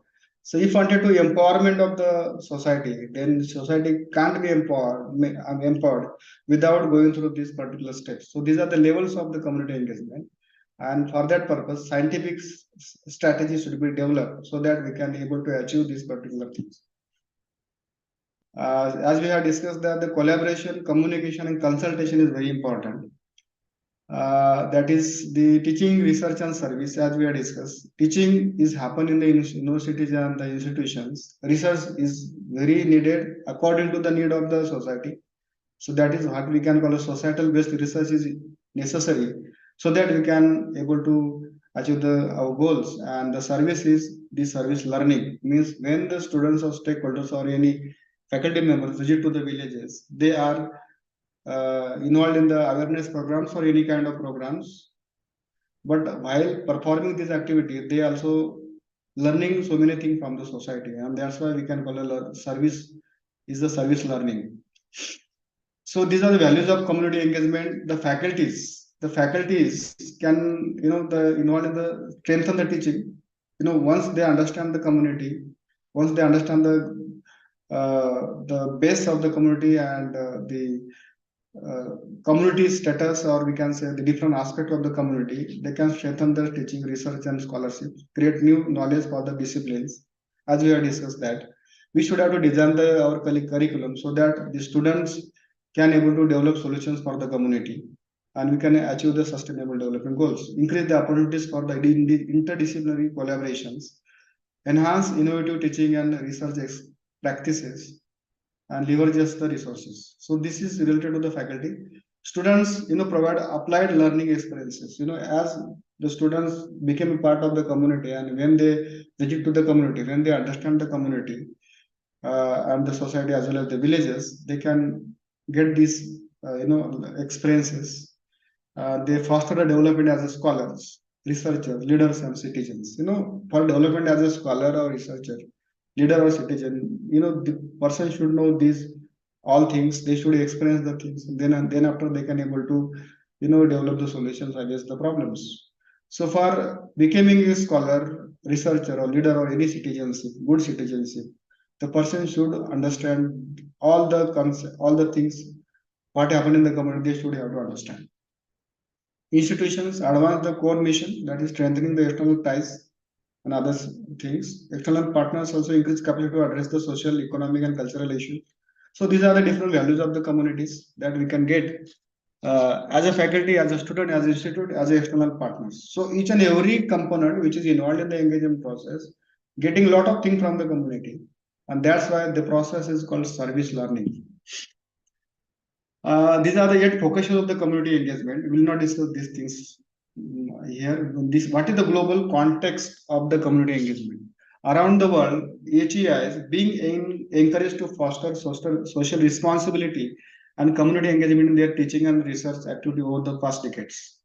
So the declaration from the second UNESCO conference on higher education held in Paris in July 2009 stated that the higher education has a social responsibility to advance our understanding of multifaceted issues and our ability to respond them. So these through its the core missions of teaching, research, and service. These three things comes, and these are some international best practices. In Japan, with respect to the school and colleges, in Japan, the parent involvement as a volunteer in the framing and designing curriculums, as well as infrastructure. So whatever infrastructure that is, there in the schools, that infrastructure development as well as the framing and designing the curriculum, the parents' involvement is very important. Without involvement of the parent, they are not go further for the development of these things. Seminars on good parenting and home-based support to the children's organized. Parent-teacher association is there.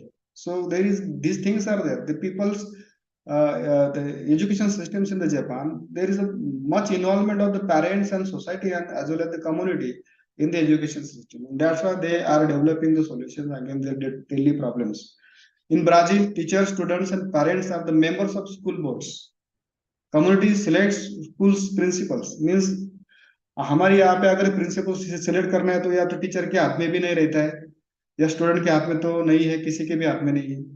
लेकिन Brazil में किसी school में अगर principal को select करना है तो that principal selection is depend on the community. Community is actively involved in the management of the schools and selection of school principal by the community, as we have discussed. That is, these are some few points that I have added over here. United Kingdom में क्या होता है कि governance of the schooling provided power or greater autonomy of the decision making to the schools. Members in governing body in the each school are selected by the parents and staff members. मतलब वहां पे parent, students and staff members को authority है कि वो members governing body को select करेंगे. हमारे यहाँ पे वो चीज नहीं है. हम अगर किसी स्कूल में जाएंगे और बोलेंगे कि बच्चे के परफॉर्मेंस के बारे में बोलेंगे तो लोग हमें अलाउ नहीं करेंगे या फिर एंटरटेन भी नहीं करेंगे. So how we can develop the solution, how we can develop the good citizens, how we can develop good leaders, how we can develop good researchers. We're not able to develop good researchers because we don't have this kind of mechanism in our country. So that's why we should have to take part in the framing and designing the curriculums, as well as we should have to involved in we should have to actively involved in the discussions on these particular aspects. Spain में क्या होता है कि Spanish confederation of the parent association and national Catholic federation of the parents and parents of students which take part in the management of the school. So there is an association of the parents and community. These association actively involved in the management of the schools. South African subcontinents also having this kind of mechanisms. United States of America is also having this kind of mechanisms. And that's why we should have to follow these things that are very necessary to uplift the nations toward the achieving sustainable development goals. These are the some activities or some practices are there in some countries, that is living knowledge network in Europe, Pascal International Observatory, National Center for Coordinating Public Management Engagement, sorry. What Indian education context के बारे में जब हम लोग बात करेंगे, तो Indian government is also initiated the engagement of the community, and they are focusing on these two important sustainable development goals, that is educating the generation to make sustainable development goal reality with the necessary knowledge, skills, competencies, and partnership, thereby helping to produce new sustainable development goal leaders. Conducting transferal reviews and refinement of the curricula to ensure the mainstreaming of sustainable development goals issues across the curricula and so on. This is the initiative taken up by initiated by the University Grant Commission towards community engagement.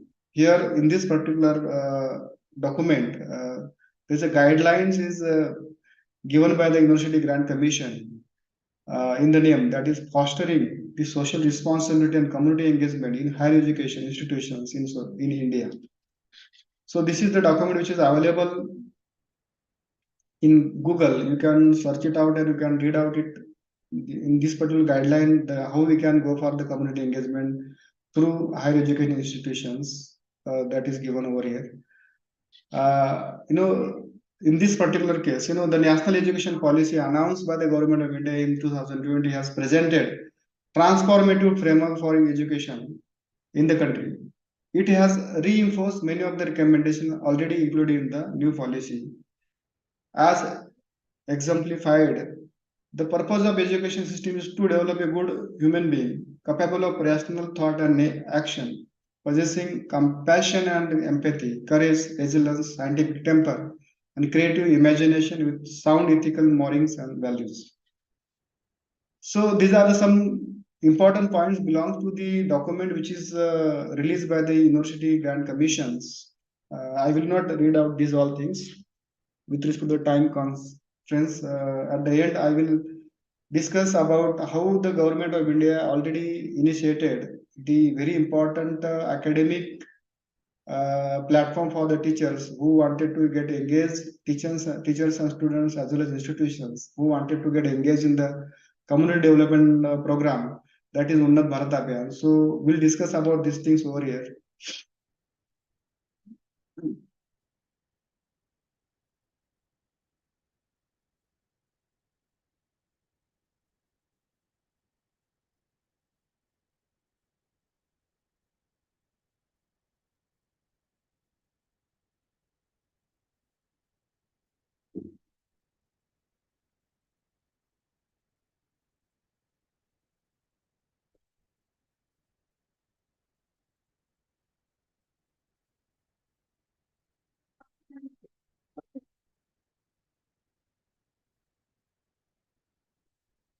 So this is the document which is published by the Unnat Bharat Abhiyan scheme.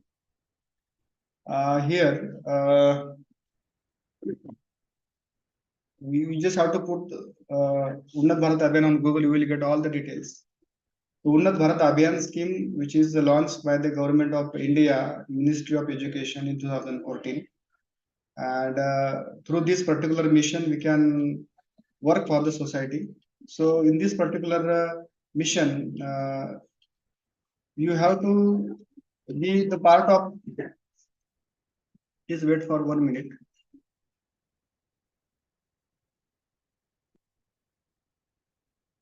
Okay.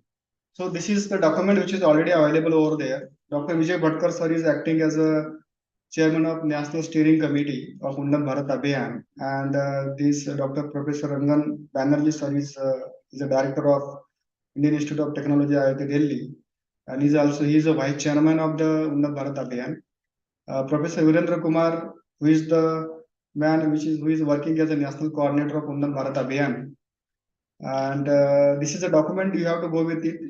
This is the mission of Unnat Bharat Abhiyan, and these are the objectives of Unnat Bharat Abhiyan. As we have discussed in earlier slides, that The Unnat Bharat Abhiyan is the program which is launched by the Government of India for engaging the higher education institutions with the society, and that is called the linking up the knowledge and villages for developing the solutions against the village problems or societal problems. And well, we peoples, as we are engaged in the academic as well as such activities, but we peoples not having any concrete way by which we can get involved community engagement programs. But now we can have this option. We are having this opportunity through the Unnat Bharat Abhiyan.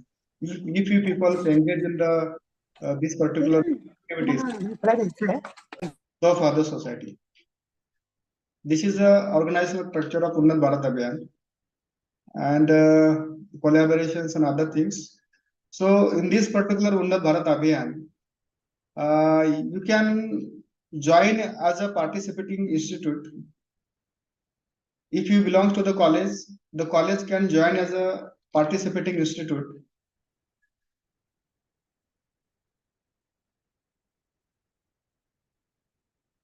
College can join as a participating institute, and they for that purpose they have to just visit the website of Unnat Bharat Abhiyan.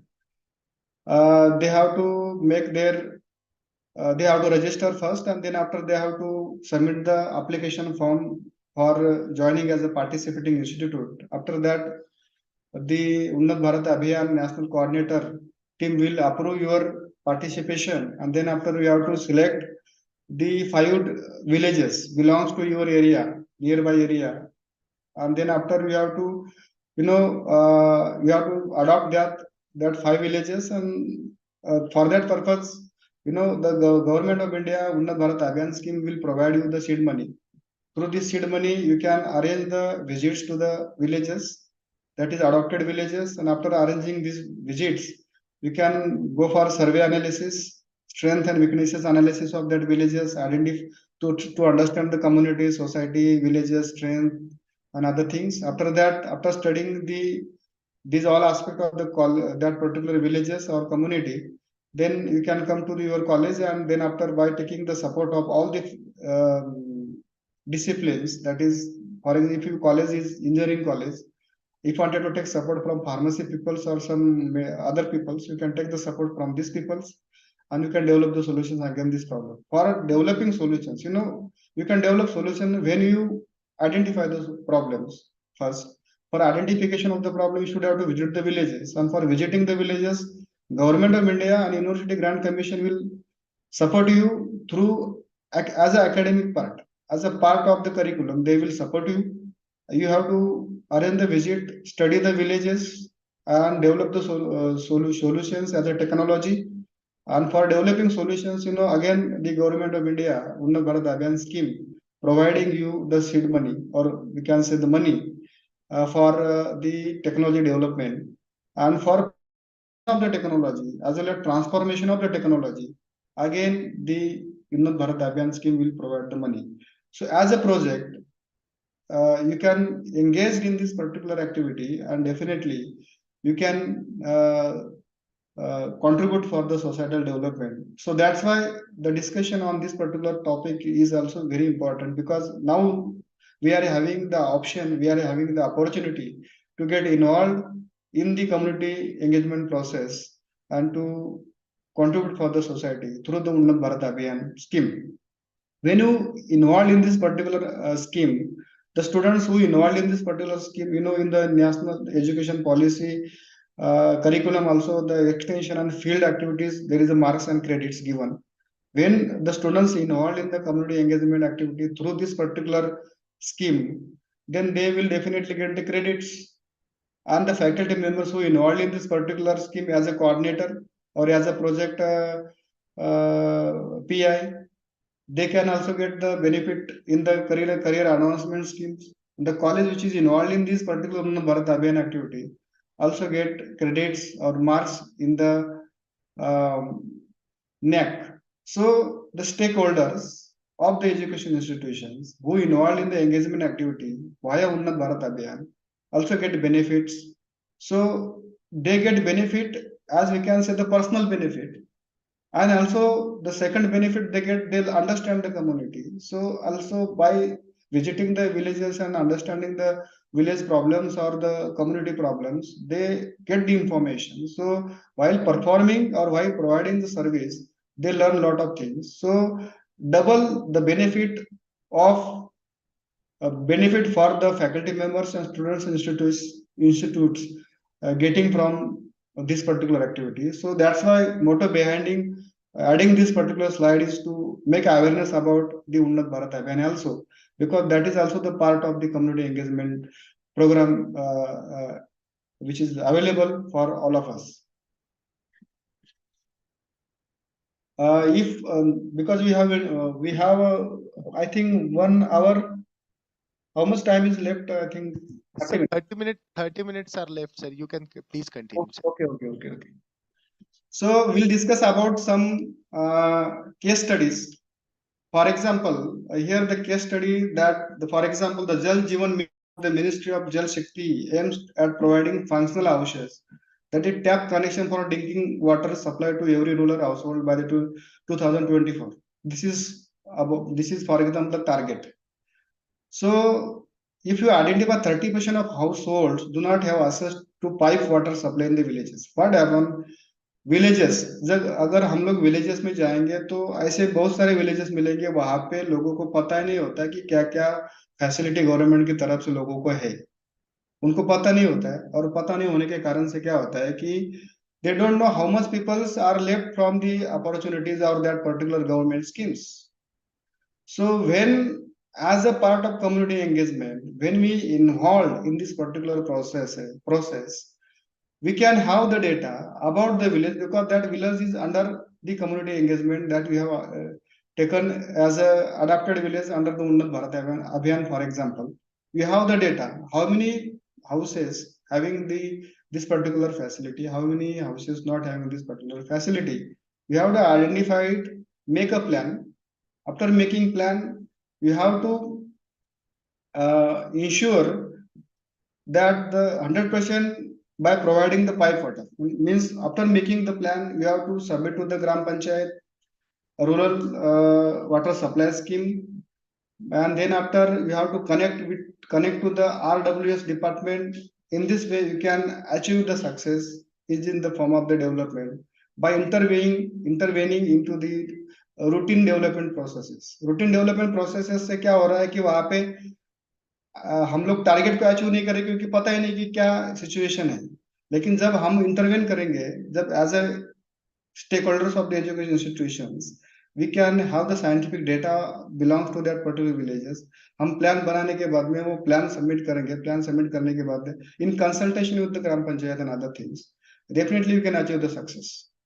अब यहाँ पे क्या होता है कि केरला के बारे में जब हम लोग डिस्कस करेंगे, Kerala attend highest human development index of Indian states based on its performance in a key measures. So Kerala में क्या सिचुएशन है? Lower infant mortality rate of 12% per 1,000 live birth in Kerala versus 40 per 1,000 live birth in the India. तो केरला में ये चीजें क्यों, how Kerala achieve this success? Because Kerala is having awareness. Kerala is having lot of people aware, lot of people having knowledge, lot of people having more number of people having the information. From where that information coming? Information is coming from the institutions, schools, villages, colleges and universities. So these are the knowledge centers from which the information is percolating to the society. Society get aware about all these things, and you can find here the difference between the Kerala and other state of the country. So that's why the awareness about the problems, scientific, and developing the scientific solution against that problem is very necessary. Lower maternity mortality ratio of 66 per 1 lakh live birth in the Kerala versus 178 per 1 lakh live birth in the India. So this is how the difference we can find in the our state, that is the Kerala. Higher literacy amounts both males at 96% in Kerala versus 82% in the India.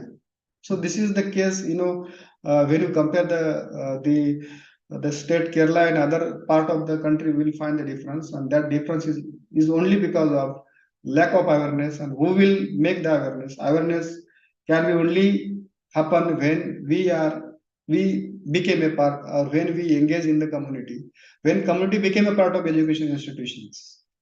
And that's why the education institution should be the part of the community, and together they should work for resolving the day-to-day problems, societal problems. Then and then we can able to achieve the sustainable development goals, as well as we can achieve the inclusive growth of our nation. And definitely, if you go with this particular mission, we can achieve the success in this particular case. So I think with this, I have to stop over here. If any questions from the audience, they can ask.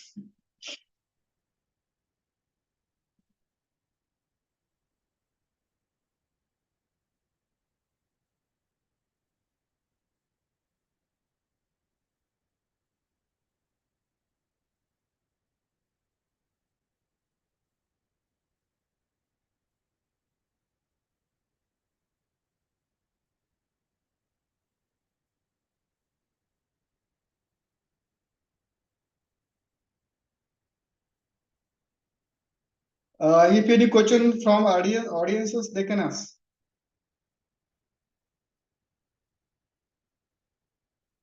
Regarding community engagement and Unnat Bharat Abhiyan or some other aspects.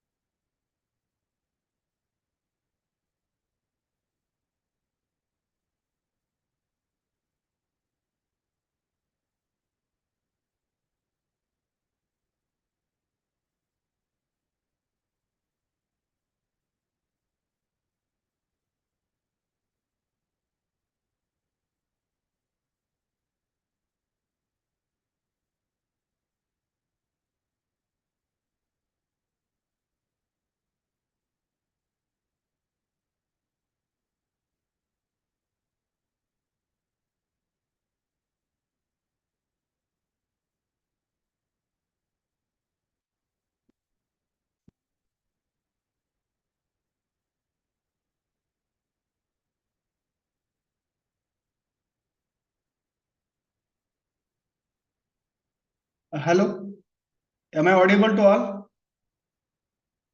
Yes, sir. Yes, sir. Yes, Sir, sir. if anyone having any doubt regarding this, you can ask.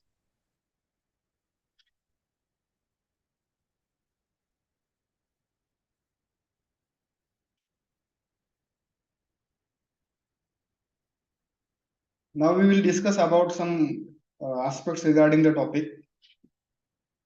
If anyone is having any doubt, or if I wanted to add something regarding the community engagement, they can go for it.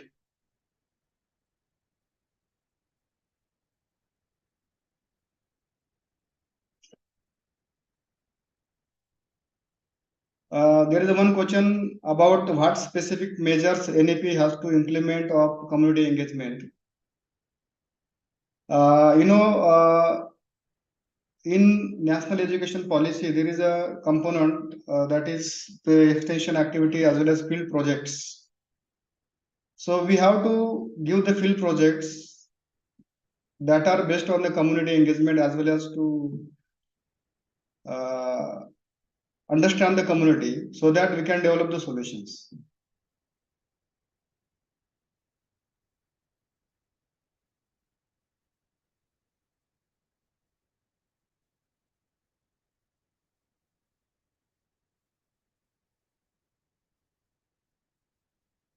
आवाज आ रहा है सबको? Yes, sir. Yes, sir. Yes. हाँ, कुछ लोगों को आवाज नहीं आ रहा है ऐसा। यहाँ पे मैसेज है. No sir, your voice is very clear. आपका आवाज बहुत क्लियर है sir. So, if anyone is having any doubt regarding the engagement and other things, they can ask. Yes, Or we can. participants, the forum is open for discussion. You can directly ask to Professor More sir if there is any queries or the question.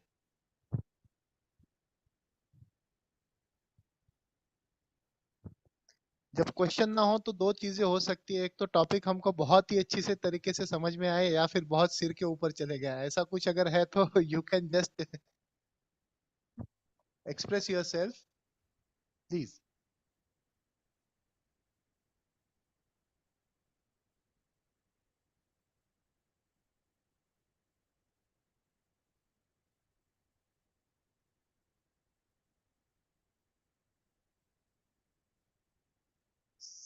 Sir, I think there is no questions or the queries.